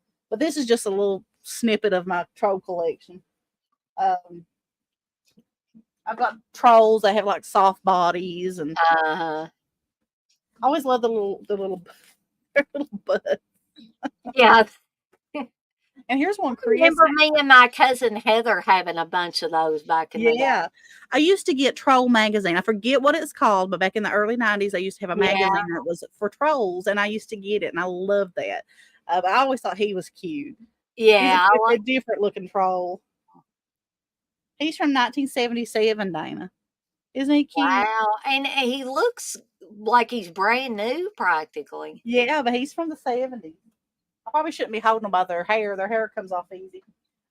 But another thing that was huge, and I still have a huge collection of them, were My Little Ponies. Oh yeah. You're a child of the 80s, the 90s. You love the My Little Pony stuff. And I have all kinds of My Little Pony stuff. And I have like the friends too that were like lions, and they have like the baby ones. Like this. And then this is one of my favorite ones. It has little jewels in its eyes. I don't know if you can see that or not. They got little jewels. This one is from 97, so it's a little bit of a not new, but newer, I guess. Oh, here's one with wings. I loved all the My Little Pony stuff. But I have something kind of neat to show. This is a doll, and she's worth quite a bit. I think the values kind of went down on her since the years has passed. You used to not be able to find her anywhere, and she's still really rare. This is a Emerald, the Enchanted Witch doll, and it's from 19. Let me see. I had it pulled up here. Oh, it's Emerald, the Enchanting Witch doll, and it's made by Milton Bradley, and it's from 1972. But this was a really limited run. And what's so cool about her is, and she comes with a little witch hat and some shoes. She's not complete at all. Somebody found her in an abandoned house, and she was really dirty. And I like to restore dolls, so when they brought her to me, she was really, really dirty. But I've cleaned her and all that stuff. But what's so cool about her is she's got a battery compartment back here, Mhm. and you put a battery in her, and she's got these little emerald eyes. And when you shake her eyes and her whole body would glow like Oh, this. cool. Yeah, like she would glow like purple down here, and then her eyes would like shine out like emerald green. But she's really a rare type doll because she was like a really limited run. In the condition that she's in, I've seen them sell from around $100. But if you get one in the box, you're talking about $300-400. So, and her accessories are really hard to find too. But she's got like a house that you can buy, but it's really rare. I would never be able to, afford anything like that. But Dana, even you may have played these, but we had like a pretty good collection of these, and we started selling them off. But the little Oh, wow. tiger, Yes, yes. this is from the 1990s, Land of the Lost. Mhm. But we have like dinosaurs. You remember the dinosaurs show? Not the Yes, mom. I loved it. We had one of those, and my personal childhood electronic, because I had a ton of these. My favorite was a 101 Dalmatians one, and I had like I think I still have it, a Little Mermaid. But these were so cool. I don't have any batteries in this one, but I mean, this is what I showed Noah. I was like, this is what we had. Yeah, this is what we had. We didn't have phones to play games. This is what we had. And he's like, well, those are cool, Mom, but But I like my stuff. That was Yeah. probably the yeah. Oh, Dinah, maybe even you might have played with this stuff. I don't know if you like dolls or anything like that, but the strawberry shortcake stuff. I love. yes. Forget I what. think I had one. I think I had a strawberry shortcake. Yeah, doll. I have a lot of them. This is the only one I could find. I think that her name was like lemon meringue or something like Does that. she, I mean, at one time, did she smell like She lemon still meringue? does. Yeah, Mm. yeah, I think she still does. Yeah, there's like a scent to her you can still smell, and those last. I mean, and Care Bears. I don't have any with me, but that was a big part Care of my Bears. Care That Bears. yeah, I had forgotten about Care Bears, but yeah, I love those things too. Oh, here's a neat series. The little Wuzzles. Do you remember the Wuzzles? Yes, I'm just like zooming through this stuff so I don't have to spend a lot I've of got like I'm getting extreme nostalgia here just looking at this stuff. Another big thing from my childhood was Fraggle Rock. Remember Fraggle Fraggle Rock? Mhm. And we have some more of the little figures and stuff too. And I didn't bring any of my Muppet stuff, but Muppet, I had all the like little plushies of the Muppets and stuff. And I'm about ashamed to show him. He's filthy dirty. But this is something from my childhood. Roger Rabbit. Roger Rabbit, yeah. But he's filthy. I need to wash him. But I loved Roger Rabbit. I mean, that was one of the biggest things to me was seeing these humans, like actual humans, interact with these cartoons, and I always loved that. Oh, Chris might have showed him off before. Little ET. This was from my childhood. You may have. I have one, but mine's kind of newer because this is the guy that came with those ET sets, the movie sets. Yeah. And I think Steve gave this to me because I was broke and didn't get to get one with Oh, plushie. And so I believe he gave me his little plushie. that's so cute.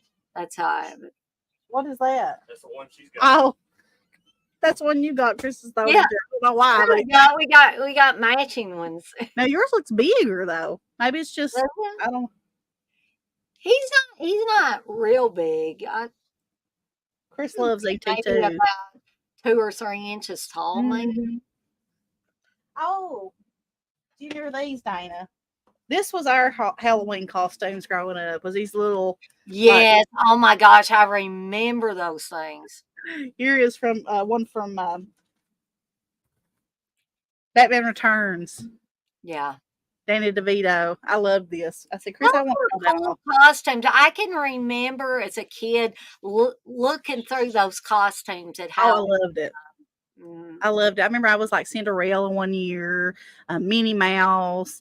Oh my gosh, there was so many different ones. Those were so. I mean, there's this really like I think they had Casper. Casper. Yeah, when you wore them, you would sweat because they were just like these plastic. Yeah. plastic things. Oh, I want to show these off. Um, so one of the most fun things about going to school was picking out your stuff, and it was one of the first times I ever remembered like going and trying to find something that I love that I could show off. Like, hey, this is a part of me. This is my personality. This is what I like. You know, as a little bit kid going to kindergarten or preschool or something like that and picking out lunch boxes. That was one of the most fun things ever. And I had this childhood lunch box that my grandma and grandpa had bought me. And I loved it. And lunchtime came around, all the kids wanted to sit around me because of my lunch box. And I'm gonna Oh, show it. And I had actually lost the lunchbox whenever my house got destroyed. And Chris surprised me not too many years ago. I just opened up my Christmas present. I was like, Chris, he found my childhood lunchbox that I loved and had pined over. And I don't have batteries in it, but I'm going to show it to you. And I got kind of emotional when he got it for me. But this was my childhood lunchbox. It don't have any like, famous characters or anything like that on it. But it says Munchie Tunes, and it's from 1986, the year I was born. It was an older lunchbox. My grandma and grandpa gave it to me. But if you can see this, it's got a AM FM radio on it, and you right. can turn up the volume, and switch the. Is it an AM FM radio or is it just FM? It might just be a FM radio. No, it's an AM radio. So just an AM radio. And back then, we had a ton of AM stations and stuff. Mhm. So I would sit at lunch and the kids would sit around me and we would listen to the radio. And they thought that was the coolest thing. But I I had loved never seen one like that. That is really cool. how he found that. I don't know because I didn't even tell him. Like I would just kind of described it to him and he found it and surprised me with it. And it was the same one. But I loved, and this is something that we collect as old lunch boxes. And back in the 70s, they were like the tin, and we have a ton of those. I think we have like Gunsmoke and Indiana Jones, maybe. We have a ton of them, but this is a real Ghostbusters lunchbox. But it's something just like a backpack. Kids can express themselves by getting these lunch boxes. I love that. I thought that was so cool. Candace, Chris is wanting you to show the headphones inside. Oh, now mine. As a kid, I didn't have headphones with mine. Like I said, it was a older lunchbox, but mine didn't come with these. But this is the inside of the lunchbox, and it come with put a big battery in it. And this one actually came with little earphones, and mine didn't do that. And it came with the thermos and stuff. Mine came with the thermos, but I was like, wow, mine didn't even have earphones. But I knew that it always had a little thing over here that you could put earphones. So I just put my own earphones in it. But yeah, I always thought that was so neat. Let's see. I don't have much more to show, but I'll show a couple more things, Dana, if that's okay. Or if you want to go ahead and talk about stuff, you can go ahead and talk about I can show a few more things. Another plushie I had, I'll show real quick. Steve got me this, and I'm a big fan of Groot from Guardians of the Galaxy. Yeah. I absolutely love Groot. I love Rocket too, but Groot was my first love. He's With cute. Guardians of the Galaxy, and so I'll show that. And I got this for myself, and Steve probably thought, "Good Lord, why?" But this was when Ash versus the Evil Dead was still on. And does anybody remember that watched the Ashy Slashy Yeah. episodes? And there was even an episode where Ash was in the mental hospital and they had a puppet that they worked with him with. Well, this is the Ashy Slashy puppet. And you can actually put your hand in there. Let me take this out for a second. And he's kind of like those old-fashioned puppets that you would see where the mouth moves. I love that. He's got his chainsaw on his hand and all that. So I'm gonna put. It's got this thing that sticks up inside of it, so he'll set up on a shelf or whatever. But that's my Ashy Slashy. And these are, and they're dusty as all get out. So please excuse that. I don't dust my figures and things as much as I should. But these are things that I just picked up. Yes, you are right, TJ, that there were two ashy slashy puppets made. The other has teeth. And that was kind of like the evil ashy Yeah. slashy. And I got the good one. Um, but I've collected things over the years. I see them in stores and stuff. I think Steve may have got me this one. This is the hitchhiker character from the Texas Chainsaw Massacre. And you can see it's not signed to me, but this was signed. We found it signed by Ed Neal, Mm. and it was to somebody named Brad. He basically said, "Hey, Brad, Ed Neal, hitchhiker." Um, but I think it's a cool figure, I though. think Chris may have that or had it one. And I not only do I have that one, but I think Steve got me this one as well. This is Chop Top from I Texas Chainsaw love that one. Massacre 2, Bill Mosley's character. He's not signed, but it's still pretty cool figure. Um, and also, back in the day, I was an avid fan of Xena Warrior Princess. Mhm. And I think I want to say I have a Ted Raimi Joxer one, but I can't find it right now.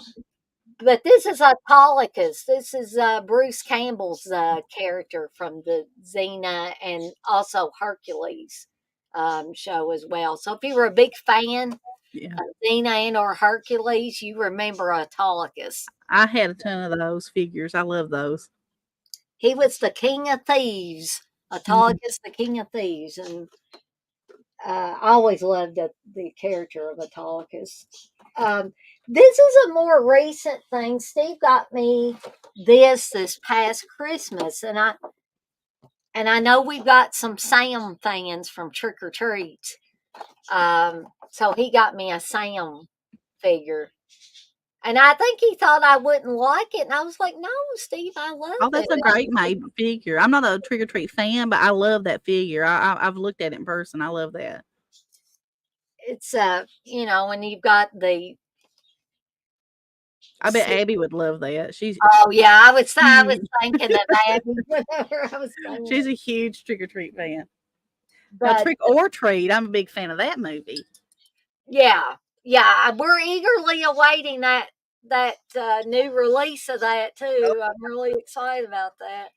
I'll show one more. Chris says he has that figure. Maybe that's where I've seen it. He's got it. Oh, okay, that makes sense. Steve got me this a few years back. Yes, I This love was that the figure. 40th anniversary figure, and you can see dust bunnies going everywhere. I don't dust my stuff on Well, I don't either hardly. but it's got change-o heads with it, and it's got change-o hands. You've got a lantern and the chainsaw and the tape recorder and all of that stuff. So yeah, I haven't taken him out of the box either. He'll probably remain in the box forever and ever until I die and somebody else says, "What's this piece of junk? We're gonna sell this." You know, uh, I'm gonna put him back up here on my shelf. I have a lot more stuff that I realized that I could actually show when I started thinking about it. But those figures ain't cheap, I'll tell you. Oh, Anybody that tries to get it, even if they're new, if you go to Target or somewhere, which yeah. is the main place for those kind of things, like some of those sets, especially, were 70 or more dollars. Yeah, 80. I've seen them $80, 90. Like especially those big double ones. Yeah, yeah, exactly. Because I wanted to get a double, like I think it was a Halloween 2 one, Mhm. and it had Dr. Loomis and Michael Myers, and Steve took it up there to the counter, and we did the self checkout, and he scanned it, and it come up like $75 or something. I was like, no, we ain't getting that today. Can't get that today. Um, but that's probably all of the stuff that I have around me that that I could show. Candace, do you want me to talk about anything on my list? Yeah. Go Or, ahead. Go ahead. um, well, we talked about Care Bears, but Cabbage Patch Kids was another Yes. thing that was A big. big one for me too. And when I got my Cabbage Patch Kid, that was around the time, I don't think it had quite gotten bad, but do y'all remember? I bet Candace remembers when people were fighting each other over the last Mhm. Cabbage Patch doll in the store. I mean, there were Yeah. news reports and stuff like that. It was like the Tickle Me Elmo Yes, I that remember that too. happened later. Um, but the Cabbage Patch dolls exploded. They did. I mean, they absolutely exploded. I'm not trying to be sexist here, but it was mostly girls that wanted them. I'm not saying that no boys wanted them. I'm sure there were. Because if I'm remembering correctly, there were boy Cabbage They Patch were, yeah. dolls as well. And but in my friend circles, which most of my friends were girls, I had some friends that were boys, everybody wanted a Cabbage Patch doll. Yeah. And they wasn't cheap back then. You No. know, some people would say, "Oh, well, that's nothing now." But 20 back, and $30 was high back then. yeah, exactly.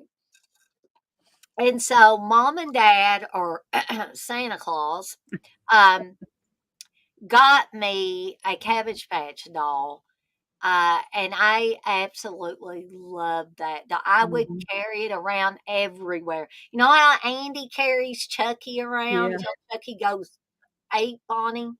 How he carried him around to school and everything. I don't think I ever took my Cabbage Patch doll to school, but basically I would carry her around the house all the time. Yeah. Yeah, I had a ton of Cabbage Patch. By the time that I was probably 4 years old, 3 or 4, Cabbage Patch Kids had already been around for a while. I think they exploded. What you're talking about, like the big old, like where people were fighting over them, like for Yeah, Christmas and stuff. That was like in the 80s, right? Like yeah. early to mid 80s, something like that. Well, so I already had a huge collection of cabbage. I had like little red haired ones and like blonde haired ones, the boys. I had like one that looked like a cat. But they came out with this Cabbage Patch doll that had hair that Hmm. you could curl. And I the think I ton remember that. Yeah. Yeah, you could crimp their hair. Remember crimpers when people used to crimp their hair? This is like early 90s. So that happened again when these dolls came out because I was at the store with my mom whenever they brought these out. And it was like a little mini, like what happened the first time, like all these people fighting again. I remember my mom grabbed one. She says she don't remember it, but I can remember it vividly. And I ended up getting that for Christmas. I remember people were like grabbing these dolls. There was the crimp and curl Mhm. dolls. But yeah, I remember them too, Dana, and I loved them. So And they could go crazy. my mom actually still has mine. Mhm. She kept it, and it's in one of her curio cabinets Yeah. at her and Dad's house. And uh, I think I want to say mine was one of the preemies. Does anybody remember when the preemies came Yeah. out? So a preemie, of course, is a baby that's born early. Yeah. And I thought that was special. I had a Yeah. preemie Cabbage Patch doll, Yeah. and they had the birth Diapers. certificates and Yeah. the diapers and the little bottles and Mhm. all that stuff.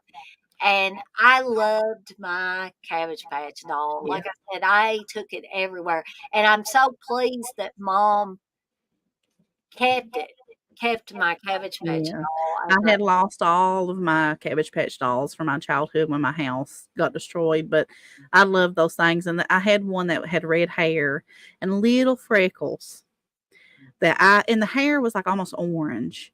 Uh-huh. And I have looked everywhere for because they were kind of different. That was the special thing about Cabbage Patch dolls. Is all were different. They had different clothes on, different hair, different names.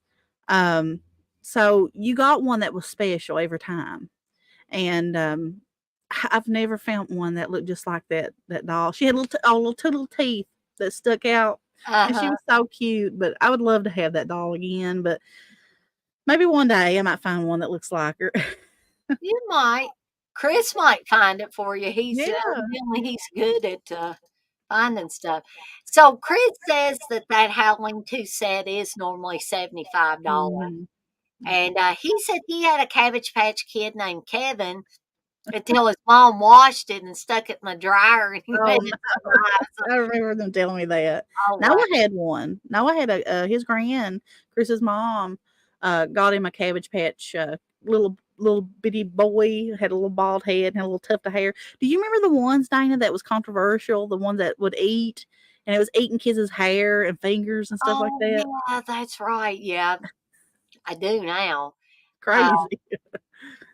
so, uh, ant farms and sea monkeys. Now, people probably Oh, think, I love them. Dana, that's not a toy. Yeah, Okay, yeah, it was. It was a toy. It was a novelty, it was. what it was. Comic books, they were on the back of every comic book, the sea monkeys Yeah. were. And the sea monkeys in particular, I was fascinated with. I Yeah. know they were brine shrimp. I know that's all they were, but I was fascinated with those things. And so they're in the early days of Big Lots stores.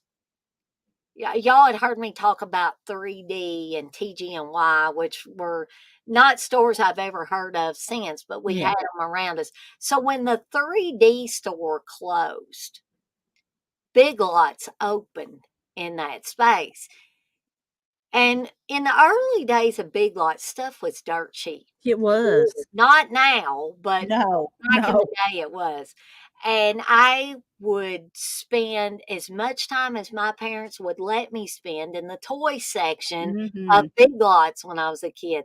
Yeah. And in fact, and I'm going to talk about the Freddy doll here in just a second. I want to say that my Freddy doll was purchased from Big Lots. Mm. That Dad relented and he got it for.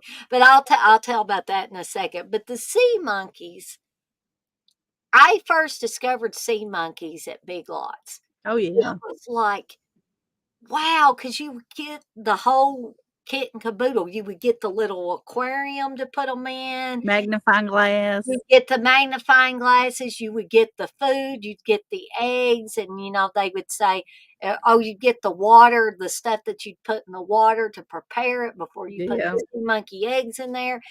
And I followed those directions meticulously to the letter and eagerly waited for my sea monkeys to make their appearance. And when they did, I was like, Mom, my sea monkeys. And she's like, What are you yelling about? My sea monkeys hatched. They're Yeah. doing flips around in there. And Oh, I I remember it well, doing the same thing.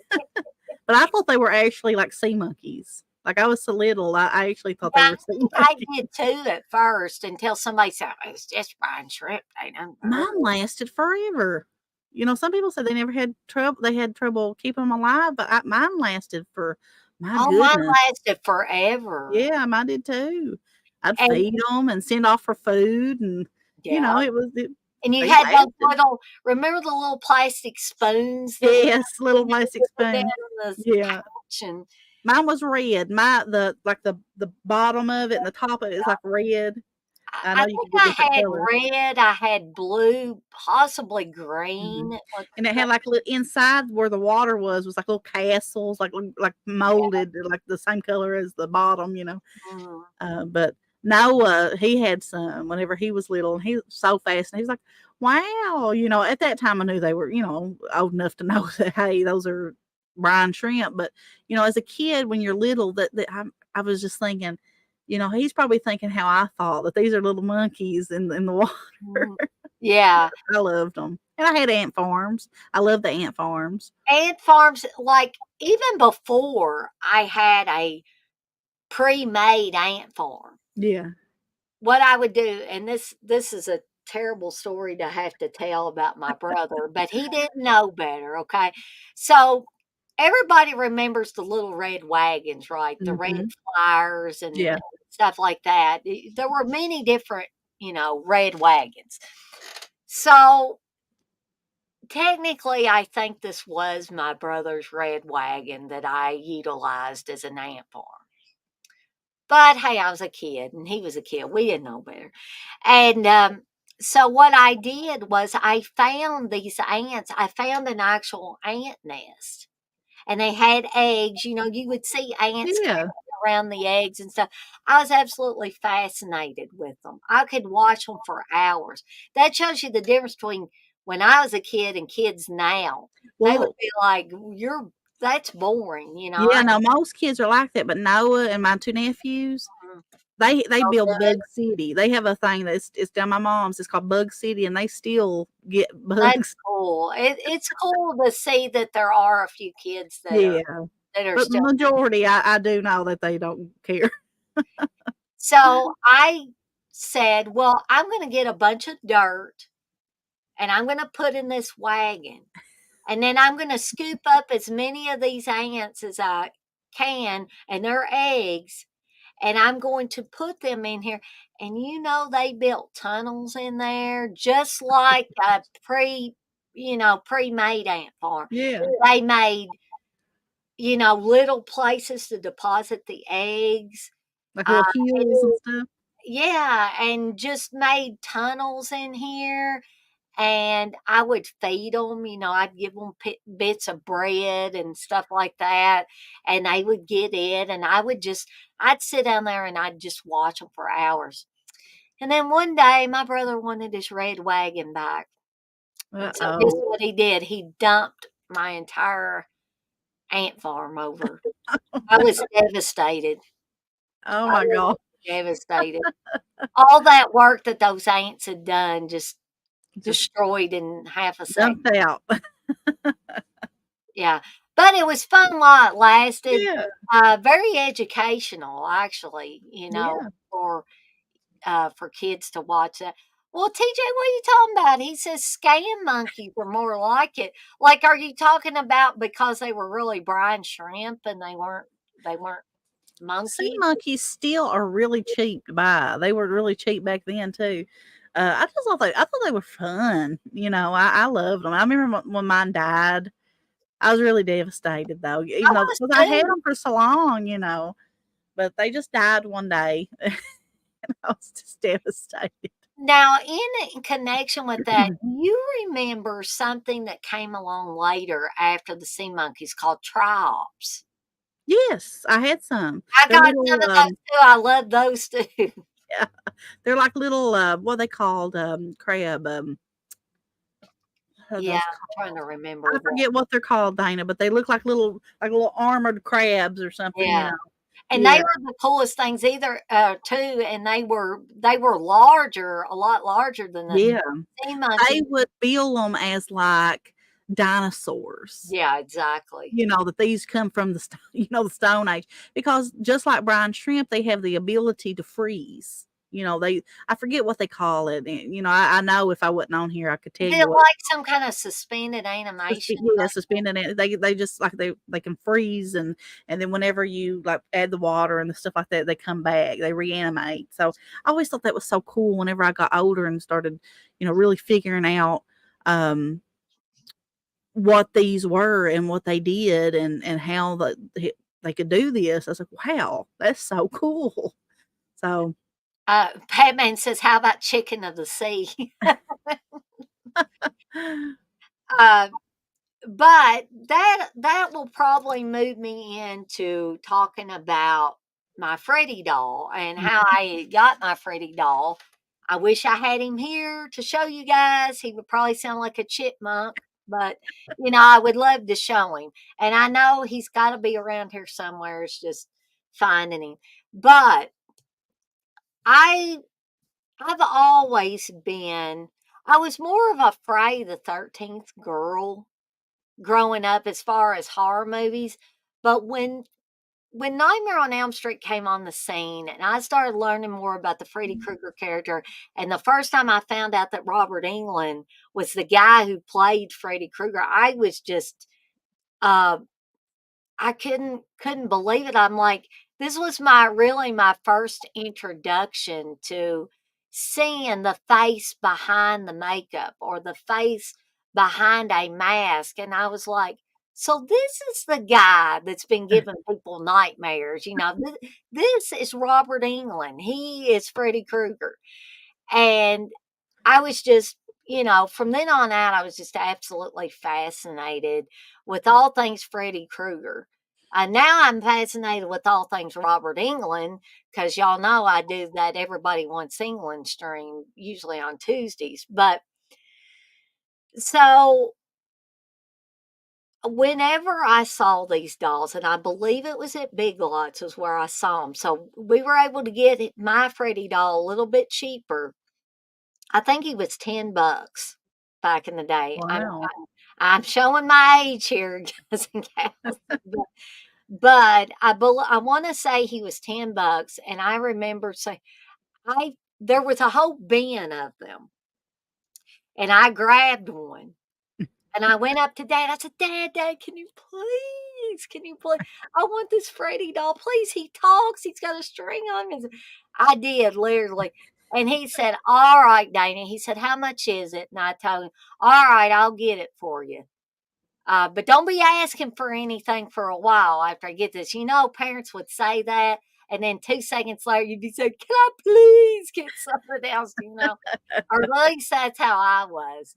But so Dad bought me that. Bless his heart. Thank you, Dad, for getting me my first Freddy doll ever. And it was a talking Freddy doll. I can't even begin to tell you how many times I pulled that string on him and made him say those amazing things that he would only say on the Nightmare on Elm Street films. But and he had the red and green sweater. He had, the work pants on and stuff. I mean, he had the fedora on. He was Freddy Krueger. Yeah. So that's my story of the talking Freddy doll. Um, but I want to ask Candice if she remembers these things or if this was just something that was just in my hometown for a while. And I'm not being nasty when I call these things water snakes. That's exactly what they were called back home. And what they were was, and I can't believe we paid money for these when I think about it, but we thought they were the coolest thing ever. They had a rubber exterior, like it was like rubber band material, and they were basically filled with water or some other kind of fluid. And you couldn't even hold on to them; they'd slip out of your hands, and you could squeeze them. And I just thought they were the absolutely coolest things at the time. Did they have a hole in the middle of them? That I can't Like you recall. could stick your finger in them? Maybe, but I'm not 100% sure Like on it's hard to describe without kind of sounding dirty, but it's like a long like tube, Yes. and whenever you I'm not even gonna describe what Yeah, because somebody's gonna but they have like a colored water inside of them, or sometimes glitter and stuff like that. Is that what you're yeah, talking about? yeah, you could get them like that, or you could get them just as a solid color. I think Yeah, when they first came out, they were like a solid color. but I remember because they had like a hole in the middle of them. They were long, and then whenever you try to get them, they would like slip down and kinda Yes, like yes, exactly. I yeah. don't know how many times mine fell on the floor. Yeah, I know. I think I know what you're talking about. But I just thought those things were the coolest thing when they first came out. And I don't even remember how much they were. I don't think they were very much Yeah. back then. I think they still sell those. I probably do. But one more thing I want to talk about, and then I'm going to turn it over to Candace in case there's something else that she wants to talk about. And Okay. we'll do another one of these shows. I Yes, promise. yeah. This one's been fun. Um, there was this, and I can't even remember what the name of this toy or this kit was. But again, mom and dad got it for me for Christmas one year. And it was the coolest thing. I wish I could find some of those things now.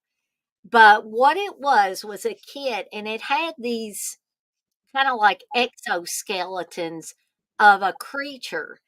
But the set also came with like slime and something called I don't know. It was something you could put over top of the monster or the creature that you made.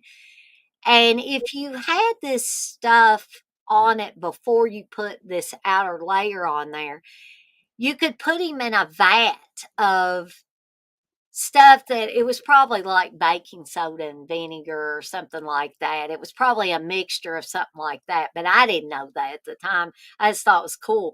Now, if you didn't put this outer layer on your creature and he just had some kind of greenish, mossy looking layer on him, if you put him in this vat with that substance, it would just eat it off. It would just fall down the bottom of it. It was the absolute coolest thing I have ever seen in my life. And I don't even know where mom and dad found it. I mean, My I'm goodness. sure they found it at the store somewhere, but it was just fascinating to me. They had this rubbery concoction that me and my brother used to throw up on the ceiling. We'd make a ball out of it and throw it up on the ceiling.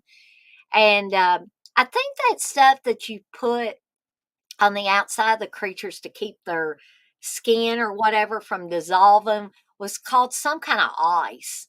They called it some kind of ice, but it was kind of Hmm. a rubbery, clear. I'm gonna have to look this up. That sounds fascinating. I wish to goodness I could remember what exactly that was called, but I loved it. You know, as a horror fan, a monster movie Mhm. fan, all that stuff, that was the absolute pinnacle of what you could get me for Yeah, Christmas at yeah, they that. made a lot of that stuff back then that I loved.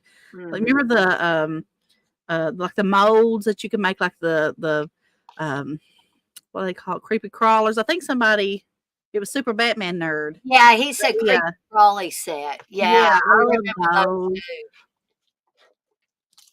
But yeah, I mean, if anybody can find those damn things, let me know. I would love to buy myself another set, unless it's, like $500, and Yeah, I'll have to look that up because that sounds really cool. it was just one of those one of a kind things. I got those one year for Christmas, and I never seen or heard of Ooh. them again after that. So A lot of toys back then, and to this day, they would produce them for just a small amount of time, and then you'd just never see them again. And a lot of that stuff that was kinda one-off mhm. goes for a lot of money now. Yeah. And I probably won't be getting any original AC comics because I just wanted to bring up the fact that people were telling me. Yeah, Chris they're was high. saying they were expensive. They are. Wes was saying, I think TJ was saying too, But aside from the EC comics, Dana, there are so many more kind of like horror comics because horror me comics. and Chris collect them and we love them, like the House of Dracula, like I think there's one called maybe the Tomb of Dracula. Um, I mean, Chris could tell you, they're awesome. They're really really cool. Batman says, I remember I was jealous of one of my mother's boyfriends because she bought him the Kiss dolls, and I wanted them so bad. Now, I would love to have the Kiss Meagle dolls. I love Meagle dolls, anyways, from the 70s, Yeah. and those Kiss Meagle dolls are really cool. I think, did they make any Beatles dolls? That From kind in the yeah, they made like these big head dolls like from the 60s because they make a monkey set of them too, and they got little bitty bodies, big old heads, but they're yeah. really little dolls about this big, and I think they made the Beatles too. Um, but I don't know if the Beatles ones were like official or if they were like because a lot of different countries like Mexico, like they would come out with these awesome like Beatles type stuff, but it would be like made there and it wasn't anything that was official. And I know a lot of friends, a lot of Beatles friends have some of those like one-off dolls that's not official, but they're really cool looking, like birthday cake toppers and stuff. Oh, And it's yeah. like it's Mhm. so neat. I don't know. I would love to find something like that in the wild. But I will. I've got a few more things that I can talk about, but I will save those for when me and Candace do another show. But Candace, is there any last minute things that you want to Yeah, show? Or there's a couple things that I would like to show. I mean, it's something quick. oh, that's Um, take your time, though, like Candace. the Beetlejuice doll I showed. That was one of my childhood favorite memories of receiving a doll. I think I've told you about that. My grandma, like obsessed with Beetlejuice, So she got me to close my eyes, and I opened it up, and it was Beetlejuice, and I was terrified. I was like, "Oh no, she's brought me Beetlejuice," She and I would brought keep him in the box. Beetlejuice into my house. I would take him home, but I loved him too. And I would take him out of the box. I'd play with him all day, and then I would stick him back in the box, and then I would cover him up, and I would tell him, "Beetlejuice, you don't come out," because I was convinced that at nighttime he was going to come out and be standing at the foot of the bed. But I lost him when my house got destroyed. If people don't know, I live, I wasn't there. My mom wasn't there, but my dad and my brother, when he was young, survived our brand new home getting hit by a mudslide, and they almost died. But thank God, by the grace of God, they got out of there unscathed. But we lost a bunch of stuff, but Chris surprised me with him. And I had a huge collection of Beetlejuice figures because I would go to Magic Mart again. I think you said you had never heard of Magic Mart. But it was a store that we loved growing up. Chris remembers Magic Mart. And I would go there, and I remember I would look until they stopped selling them for a new Beetlejuice figure. So I had all these Beetlejuice figures that I loved, and I lost those too. So Chris had surprised me with some more Beetlejuice figures on cards. I want to show those. This is just a few of them. Here's just a few that we have that was on hand. Now, this was one of my favorite Beetlejuice figures that I had. Now, all mine, I tore them out of the packages and played with them, but these are the ones that are on card. Cool. But you take his head off,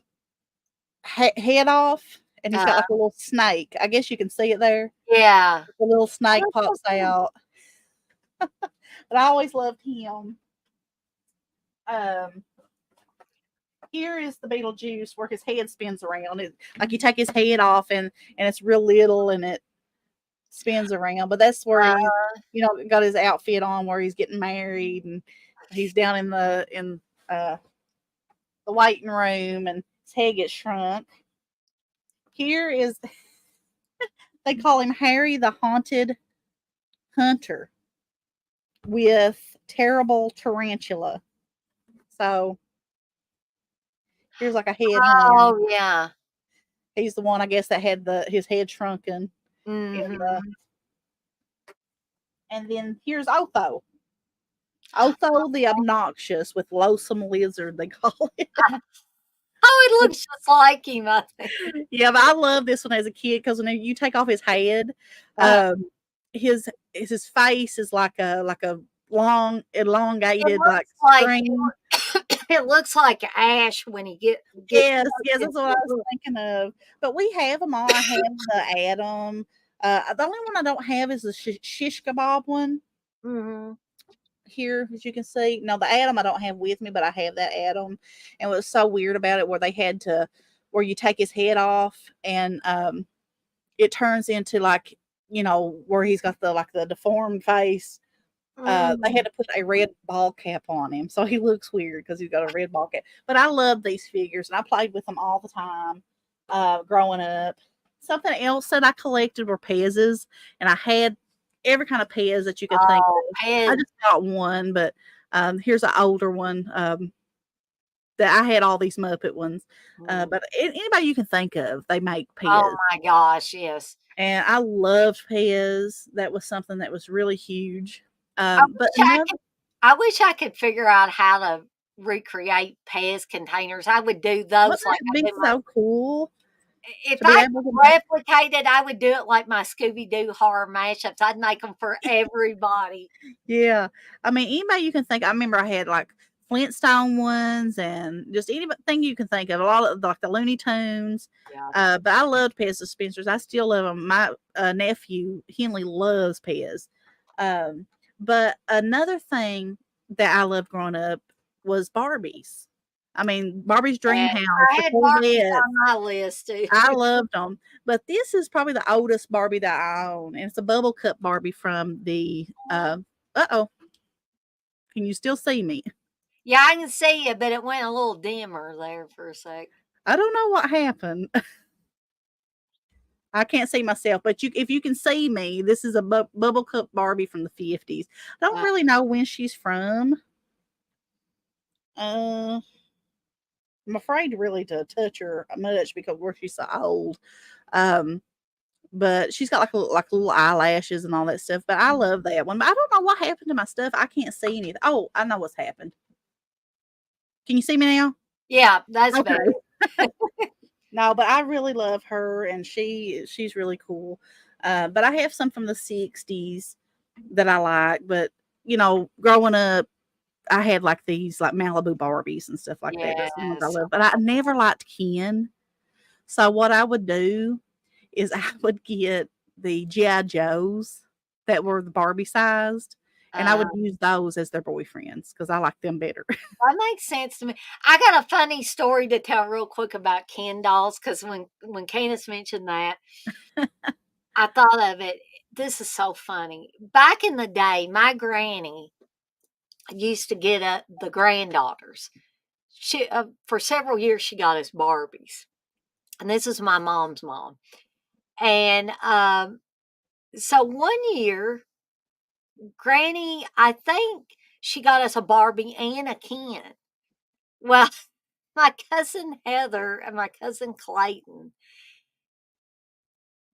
evidently, Clayton must have got a hold of the Ken doll package and he unwrapped it, or somebody else unwrapped it, and he said, "That's a boy doll. That must be mine." And he took it, and it was really meant for Heather Oh at no. the time. So I think she got the Barbie, he got the Ken. And I think my Aunt Pam tried to say, Clayton, hun, that's for Heather. And he would cry when they would try to take Oh my the Ken goodness. doll away from him. But that's just a story to tell about that. No, but I love Barbies. That was a huge thing for me. Now this was a huge thing for my brother. Not this one in particular. This one's actually older than the series that came out when my brother was a kid. But it's these pillow. I forget. Chris could tell you. Is it Wrestling Buddies? Is that what? Yeah, this is made by Tonka, a Mm-hmm. WWF series, but my brother had the WCW ones, um, where I think he had a DDP, a Diamond Dallas Page one, and you could actually like crunch his nose. He'd go, "Oh, my nose!" And you like crunch his arm and it would sound like it's crunching. Now these I didn't talk, but do you remember Dana and DJ from Full House had one? The Window Buddies. They're the window pillow buddies or something like that. I don't know the Oh, exact yeah, term, yeah, but yeah. do you remember those? Mm-hmm. I had one and I loved it. I slept with it all the time. I forget the exact term, but I love those pillow things were so cool back then. Like you could get all kinds of like different shaped pillows that were, you could take on the bed and you felt like pillow pals. That's what they're called. Yes, pillow. And I had one of the window ones. And I think they made door ones like that look like doors and have the nose. But yeah, my brother loved his DDP, like these whatever they're called, pillow pals, I guess Chris what he said. But his would crunch and stuff, and we'd find him like jumping on them and doing like elbow drops. Mom getting mad, and they give him a little pocket knife. Back then kids, you carried around little pocket knives Yeah. and stuff. I mean, what nothing. I had them. I Uh, had a Swiss Army knife. I did too, and that's what my brother had was a little Swiss Army knife. Well, they caught him like taking a step. My mom got worried. She's like, "Oh no, I got a good brother. Don't think he's weird or nothing Yeah, like that." CJ's a good guy, I admit it. But my mom had to take that little Swiss Army knife from him because he was like fighting with it and stuff, and oh gosh, it was so funny. Yeah, but there's so many more things that I don't have, like skip it. That was something I loved. I love skip it and jump ropes. And Chris gets mad at me when I say not mad, like he's furious mad, but he calls them something else. But I always call them Jack and Balls, and I know that sounds terrible, but that's what I thought they were called. Do you know what I'm talking about when I say that? You just talking about like jacks, like playing Yeah, but I went around calling them Jack and Balls. That's what they well, were called.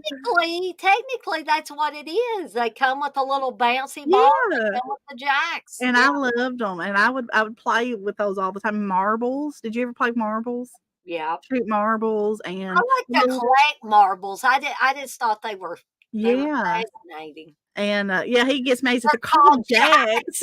I was like, well, I can't. That's what I called them though. Yeah, And remember but they have Pogs? a ball with them though, They Chris. did, and that's what I thought. That's why I called them that. Nobody corrected me. But do you remember Pogs Yes. with the Yeah. slammers and stuff like that? But I Yes. mean, if we do another one of these shows, I want to get some more stuff out because a lot of games, like board games, that board games were awesome back then. Oh, Like Don't Bake Daddy and all that good stuff. speaking of that, Candace, and I still need to send you the picture of this. Last little shopping trip where me and Steve went into those uh, record shops, and they got the old records and the movies, and they have toys too. Yeah. I found, and I took a picture of it. I didn't buy it. I probably should have bought it so I could have sent it to Candace if she didn't have it. But it was like a I Love Lucy game. Oh yeah, I have a couple of them. I have a Monopoly, and then I have one that's blue. It's like got like the blue background board game. And it's Mhm. got her like in cartoon, like not a cartoon, but it's somebody's drawn it. Let me see if I can, because I'm going to send you the picture too, Candace. But I want to It's look at like she's standing up. It's that episode where they're throwing knives at her, and she's standing up next to that board, and she's got like her eyes real wide. We have all kinds of board games. Me and Chris have a huge collection of vintage board games, and recently. we love them. There was one called Splat that I have. I was wanting to show. This one says I Love Lucy game. It says zany wild fun for everyone, and it's got a cartoon Lucy, and she's going like Is she that. standing like up to a board, like her back's up No, against? it's just her face, and then it has the heart that says I Can love you Lucy. show it?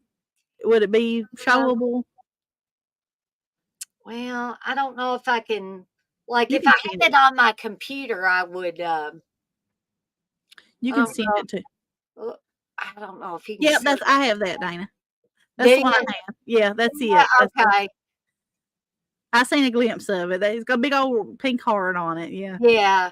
yeah, And then I have that one. it has Lucy and Ethel in the candy factory where they'd stuffing the candy Yeah, in there. And yeah, yeah. I love that one. Yeah, I have that. Chris, I think bought that for me when we had first got married, and yeah, I love that one. I don't know where it is. Probably in storage somewhere. But back then, they used to make like board games of every like old classic because these were like from the 90s. They made like Andy Griffith Show and yeah. anything you could think of. They had, I think, a Honeymooners one. I would love to have that one. I love the Honeymooners. But I saw that and I was like, ooh, if Candace didn't have this, she would love this. And Steve said, well, you should take a picture of it and send it to her. Did you ever watch Lamb Chop, Dana? I don't think I ever like sat down and watched Oh Lamb Chop, but I man, know of Lamb Chop. I know of I Sherry love. Lewis and Yeah, I all. love her. This is one of my lamb chop. Now I used to have an old one. I This is have Lamb from Chop dog toys that I've got yes, over yes. the years. Now this one top. Mhm. But she was one of my favorites and still one of my favorites to this day. I love Sherry Lewis. I love puppets. I love anything to do with that. And I would watch Lamb Chop and Friends, and I had the toys like the original, like from the 90s. This one's like from the 2000s, but when I seen it, I had to get it because I had lost all my Lamb Chop stuff. But I always thought she was so cool. I always wanted to do that. I always tried to learn how to do puppets and stuff like with my mouth. I never could do it. You could always see I was And talking. I loved marionettes, which is something I want Mhm. to bring up real quick. Do you remember, Candace, those marionettes that they look kind of creepy? But I remember, I think this was my mom's, but she would let me play with it back when I was a kid. But it was like a fuzzy marionette. It looked like some kind of dog creature, and it had the little X thing with the Yeah, strings on it, and you would make it walk. And back when I was a kid, I yeah. thought it was the coolest thing. I had blue ones Mhm. and pink ones, and They made one that looked like a bird too, and it had yeah. feathers. Mhm. And I always loved that one. And TJ said Sherry Lewis's daughter does lamb chop now. I follow her. I think it's on Instagram or TikTok one. And I thought that was so awesome because I love her because we're huge like Jim Henson fans. And Mhm. I love lamb chop. She was like just one of my, I get like that fuzzy feeling, whenever I see Yeah, her. exactly. But do you remember, like I had a dog one and I had a duck one. And Mhm. they were wooden dogs or wooden ducks. And their feet were made of like the same stuff, like a rubber, I guess. And you would push them on Yeah. a stick, and their little feet would turn on this wheel, and it would like flap like down. You know what I'm Yes, talking about? You exactly. remember those? Mhm. Yeah, that was something I loved too when I was little. I'd go push those, and the little popcorn like lawnmowers or the Bubba blower lawnmowers, and they had these like little popcorn ones too that Yep. had this little like dome, and there was these little balls in it. Whenever you'd push it, it'd go pop, pop, and it would popcorn up like I that. I just thought of the easy bake ovens too. I love Yeah, I my love that. I love the Easy Bake Oven. Yeah, so many. This makes what they still make Easy Bake Oven. So much stuff they made. I mean, toys were at all time high in the 80s and 90s and stuff like that. I think. and the Um, food in the easy bake oven didn't taste that bad, but Not really. it wasn't really like the stuff mom cooked, but I'm telling you, that stuff could have tasted like crap, and I still would have ate it because I made it with my easy bake oven. That's how much. Remember the little brownies Yeah, that you could make? that's exactly what I was thinking of. Those brownies. Yeah. Mine tore up after. I mean, I didn't even have it very long. That's I one thing I think remember about mine, it. yeah, mine went out. It didn't seem like it lasted. Yeah, it did. But I will tell you something I played with constantly. I mean, from I mean, I was really little. Was my light bright? Light bright, I had that on I my list loved too. it. And here's something me and my brother did with light brights. You would get those pictures The that black would pictures that come had with the it. yeah. But we started making our own. Like we would take I've done pages that. out of a coloring book and we would Mhm. say, okay, this is an Same apple. We're going to thing. put a bunch of red lights, but we would do our own after I a did while. the same thing, Dana. You know in the coloring books, um, do you know in the coloring books where they have the connect the dots? Hmm. I would do that. I would stick those on that screen and I would do it, but I can still remember like the smell of the light bright and like the heat that would come out of Yeah. them. I loved them. I always use my light bright, but yeah, that was so cool. This will evidently melted Barbies in her easy bake oven. I never did that. Oh my goodness. I could see it probably could be something that you could do, but that's where those like creepy crawly like machines and stuff comes in. Those Yeah, have been out since like what the 60s, I think. been Or that a people long melting stuff time. like that. I don't even think they make those anymore. Well, I'm But sure there were kids that melted crayons and all kinds of stuff. I mean, if you could do it, kids will find a way oh to do yeah, it. I mean, definitely.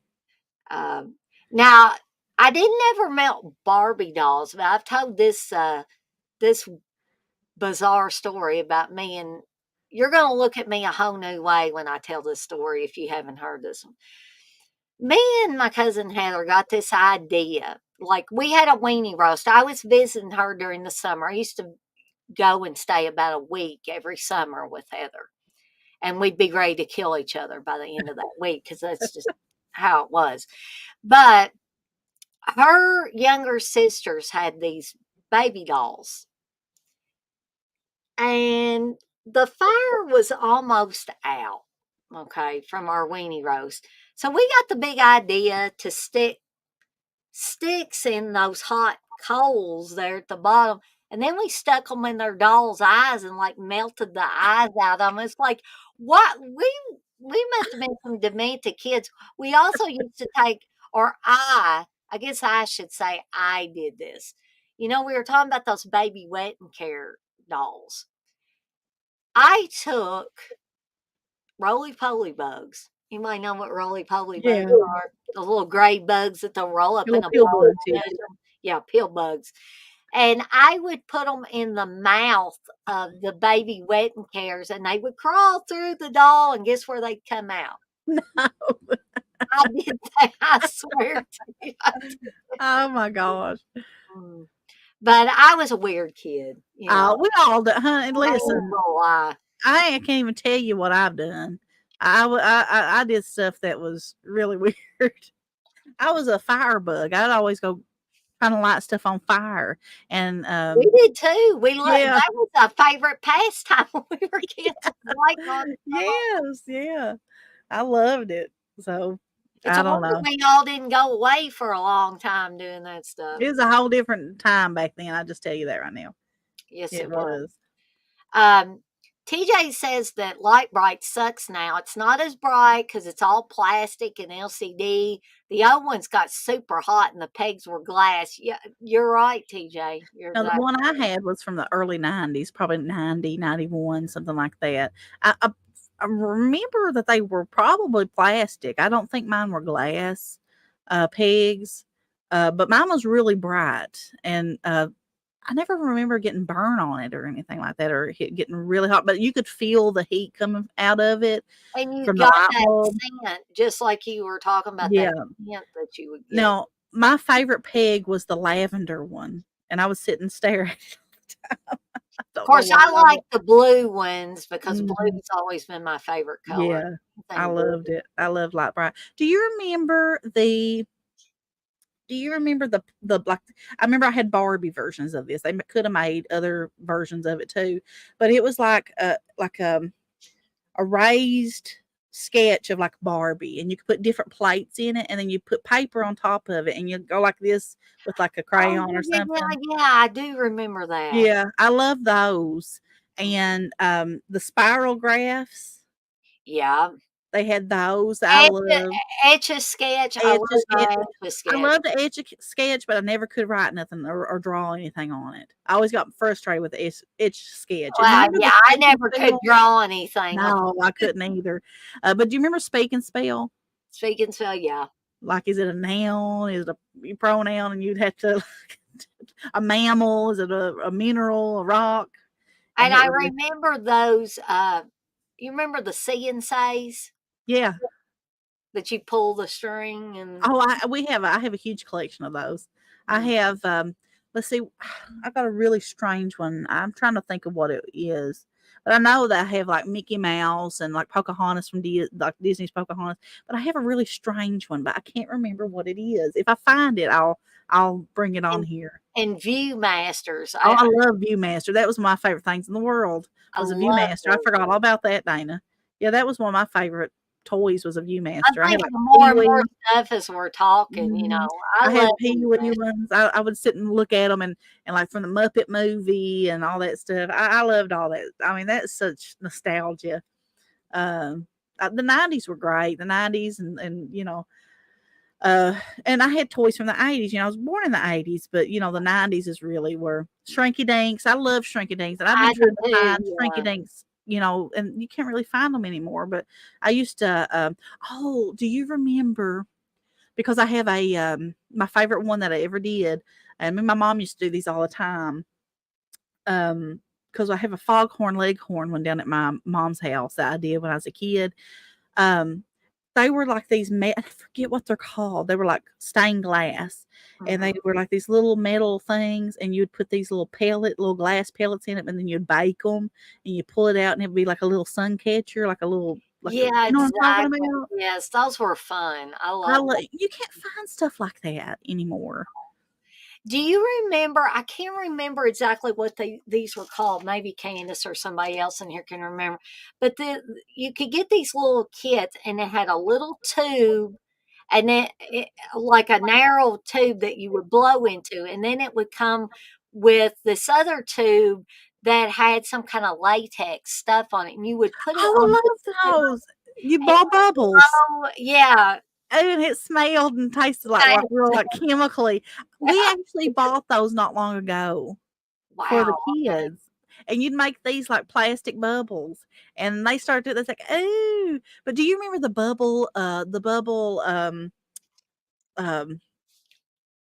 my gosh, I'm my brain, the simplest of words, just a pipe, the bubble pipes. Mhm. And you Yeah. put the bubbles in it like a Popeye pipe, and you Yeah. blow it and the bubbles will come out. It.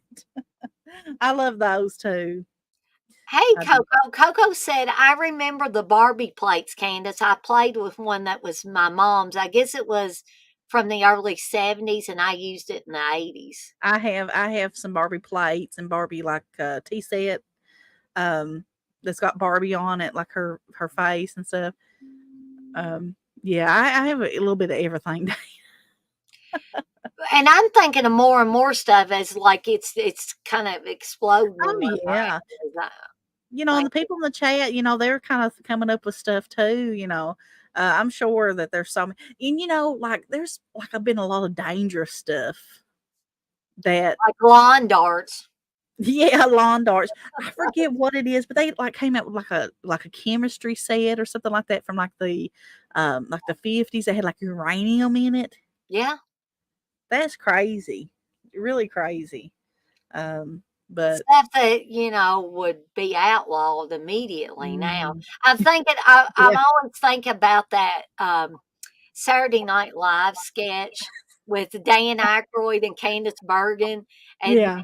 and she's like giving him down the road because he's got, what is it, Mainway toys, and he's got things like a bag of glass Oh my gosh. and he says, yeah, we got bag of vipers, and he's talking like some New York like executive. If you've never seen that one, it's like if you can get the Saturday Night Live Christmas past Yeah. DVD, it's on there, and there's a bunch of other like little skits that they had, but that's one of my favorites. There was some crazy stuff that you could get.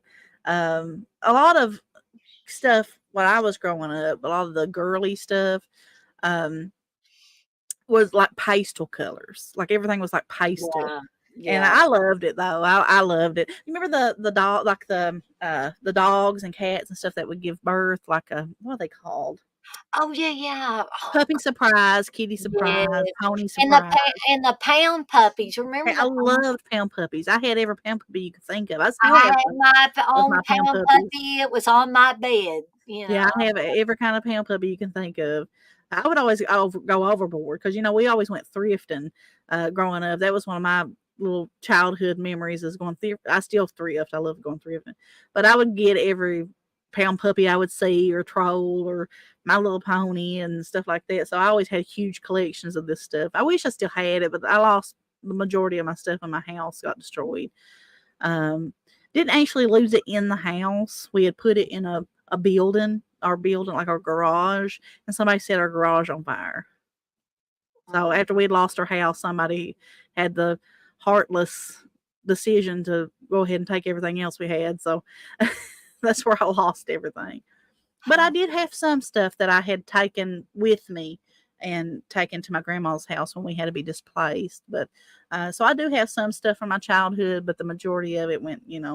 So, I don't know.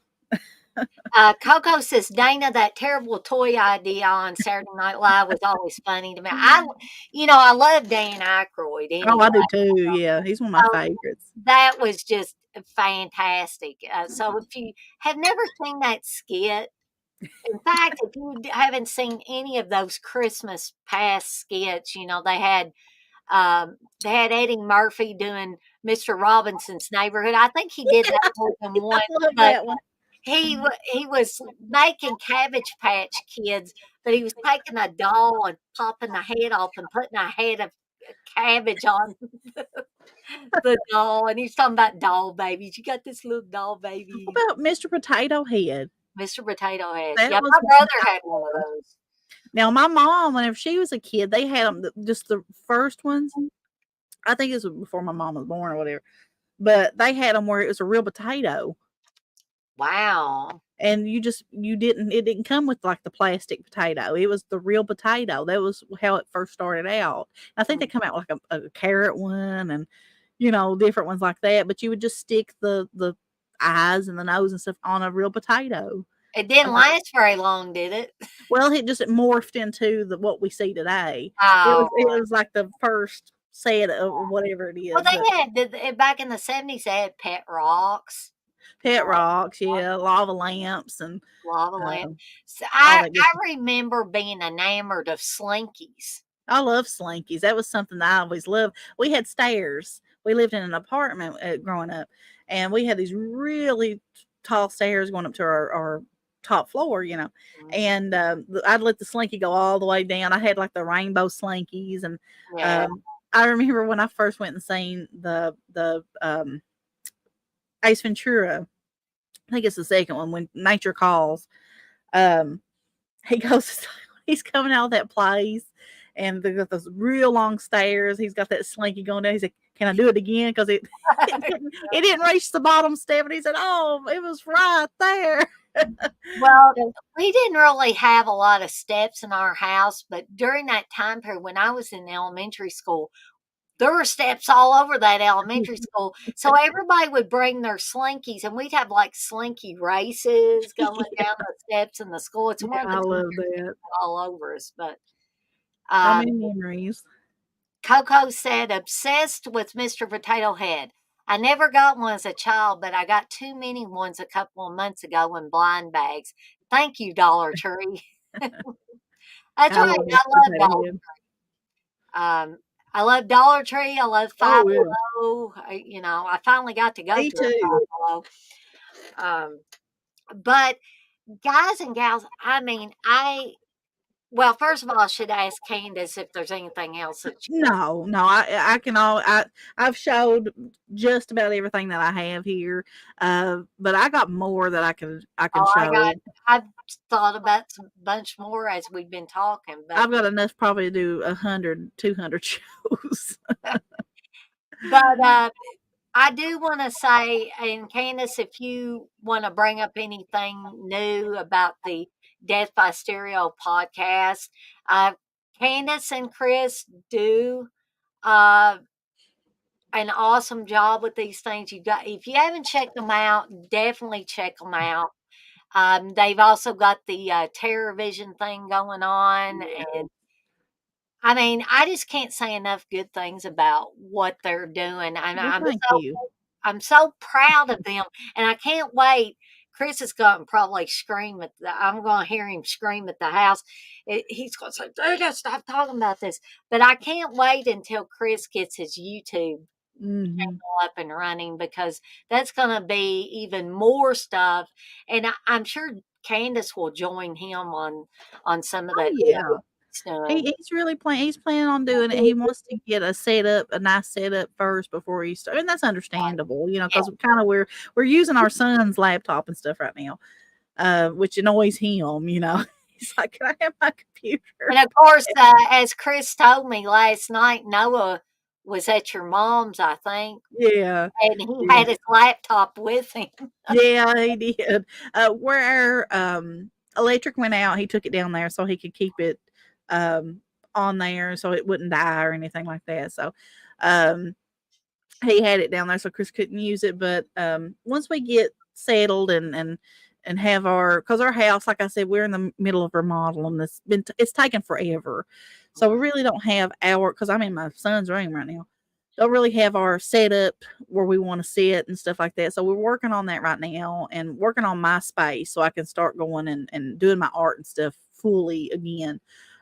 So because I told Chris, I said, you better be helping me get this because he helps. God bless Chris. If I didn't have him, I couldn't do anything because he does so much.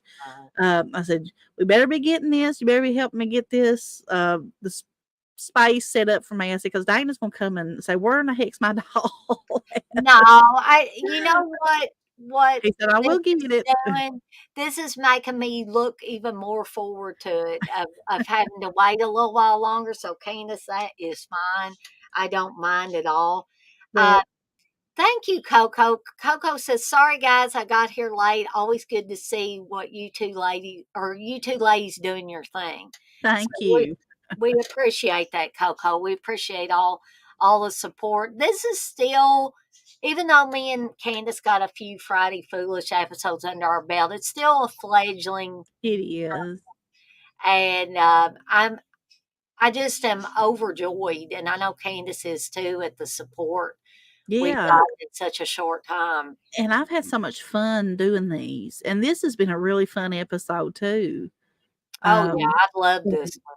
you know, and that goes to show, Dana is just more than a horror. I mean, horror is her focus, but she goes outside and shares other interests too, and like shows like this, which I know a lot of people can relate to, you know.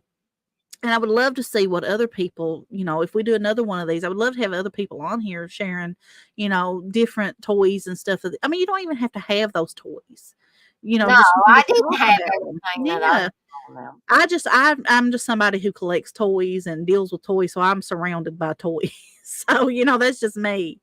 That's why I had everything here. But if you wanted to talk about it, we'd love to have people on here, from different decades, even if you're younger and born in the 2000s, heck, we'd like to see what you have, what you love. But I'm loving this. I really do, and I'm looking really forward to next week's episode too. That's Yeah, going to be a fun one, I think. yes, and since Candace brought that up, I'm going to go ahead and mention it. Next week's Friday Foolish, if all goes well, will be a paranormal Yes. show. We're going to be talking all things ghostly entities on here. Yeah. So, whether you believe, you don't believe, Mhm. you're on the fence about it, we hope that you guys and gals will join us because we're going to tell some stories. Candace has got some fantastic stories, And Dana does too.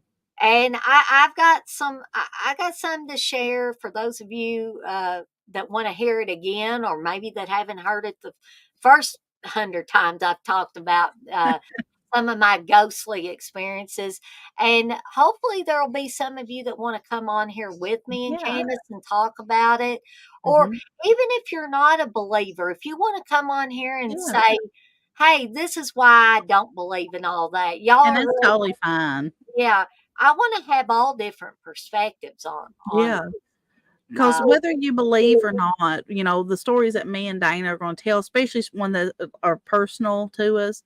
I mean, like I said, whether you believe it or not, this is something that we believed happened to us, whether it can be explained by something else or not, because always somebody's, well, that can be explained away, and that's fine. But to us, we're going to be vulnerable and we're going to tell stuff that real experiences that we experienced. So whether you believe, well, this happened because of that or not, that's totally fine. Everybody, we won't get mad or anything no. because we don't want to There is force no somebody to believe in something they judgment. don't believe in. But it's going to be fun. It's going to be a really fun show, I think. Mhm. And in addition to that, we're pretty much going to get a double dose of paranormal stuff because the apples and oranges show for next week will be on paranormal stuff as well. So that will really give people an opportunity if they would like to come on. I'll probably, unless Chris has a prior obligation, I'm almost sure that Chris will come on. Candace can come on if she's Yeah. available, or she can hang out in the chat. I know sometimes she's not necessarily available to come on live, but she comes into the chat Yeah. and participates that way. But if there's anybody else that wants to come on live with me and Chris and whoever we have to talk about any experiences you may have had in the past, or if you just are a total non believer, and as long as you don't, I've said this before and I probably don't need to say it, but I always try to remind people just to be nice, Yeah. to everybody else that's on the live stream or anybody else that's in the chat. Don't call somebody stupid. Don't call them a moron. And we're not going to call anybody that doesn't believe those names Yeah. either because your belief is your belief. Yeah. Yeah. And I try to be open to all different Yeah. beliefs on things because a belief is not going to really, is it going to hurt anybody? No, it's not. It's somebody's opinion Yeah. on something. So uh, I welcome everybody to come for both of those shows, whether you're in the chat or you're live on the stream with me and whoever else is on here. So you'll get a double dose of the supernatural next week. because I haven't done a supernatural show in a while. And the last time I did a couple of those, they seem to be wildly popular. We had people come on and share stories. Dirk, he has some amazing stories. Darren, he has amazing stories. So I hope that both of those guys will be able to come on and share their stories again because yeah, they're absolutely amazing and they're a little they're a little sad. I will tell you if they share the ones again that I think that they might share. They're real personal. So if they do come on here on either show and talk about that stuff, I know the first time Dirk tried to be live on the stream with me, and I felt so bad, and I apologized to Dirk. There was someone else, and I'm not going to call anybody out, but that person no longer is in the streams. And this was from a while back. But this person was live on the stream with me and Dirk. And while Dirk was telling a really personal story to him, and it was real serious, this person insisted on listening to other live streams while they were live on the stream with Oh, us. We goodness. could hear that. It was distracting Dirk. It was disrespectful to Dirk. So I just asked that if Dirk or Darren or both of them or anybody else comes on here and tries to share stories, please be respectful. If you want to come in live on the stream, keep as much outside noise as you can from interfering. I mean, this was blasting. Blissful remembers it. I know. And Dirk finally just stopped and he said, "Can y'all hear that?" And this person said, "Oh, I'm sorry, I'll fix it." Hmm. And then I bet 5 minutes later they were doing it again. They were blasting something else. So Mm, very disrespectful. We don't want that to happen again because people are pouring their heart out essentially sometimes when they're telling these stories that are real personal to them. So yeah. the least the rest of us can do is be respectful and not have so much outside interference going on. If you want to do that, then please don't come in live on the stream. Stay in the chat and you can Yeah. listen to whatever you want to. Um, Coco says, I love ghost stories. You throw in a crackling fireplace and it's on and popping. That's all right. Well, maybe we can get a virtual fireplace or something. I Or have a little small, like a little fireplace, um, instant, not instant burner, but a wax melt. wax It's got a melt. little Yeah, fireplace. Maybe I can get it and put it in the background. that would be cool. Yeah, I would love that. Um, Maybe I'll get one of my essential oil things back here and I'll put on the campfire or something. We'll just Yeah, yeah. a night of it, a couple of nights of it. But my husband will be home shortly and he won't be mad, but I'm sure he'll want to spend a little time with me. But I want to thank Candice for, once again being available and being on here for Friday Foolish with Thank me. you. It's been fantastic. I've had Mhm. a lot of fun with this one. Um, and it looks like everybody had fun in the chat. The chat was hopping today. And I want to thank everybody that showed up for this, despite what Wesley may say, in that I'm going to get people in trouble at work. Do like Chris does and come in on your break or your lunch break if you want to. That's what he does. And then he goes right back to work. You'll always be disrespectful, Wes. It's a way of life. Well, it is what it is. So you do you, I guess.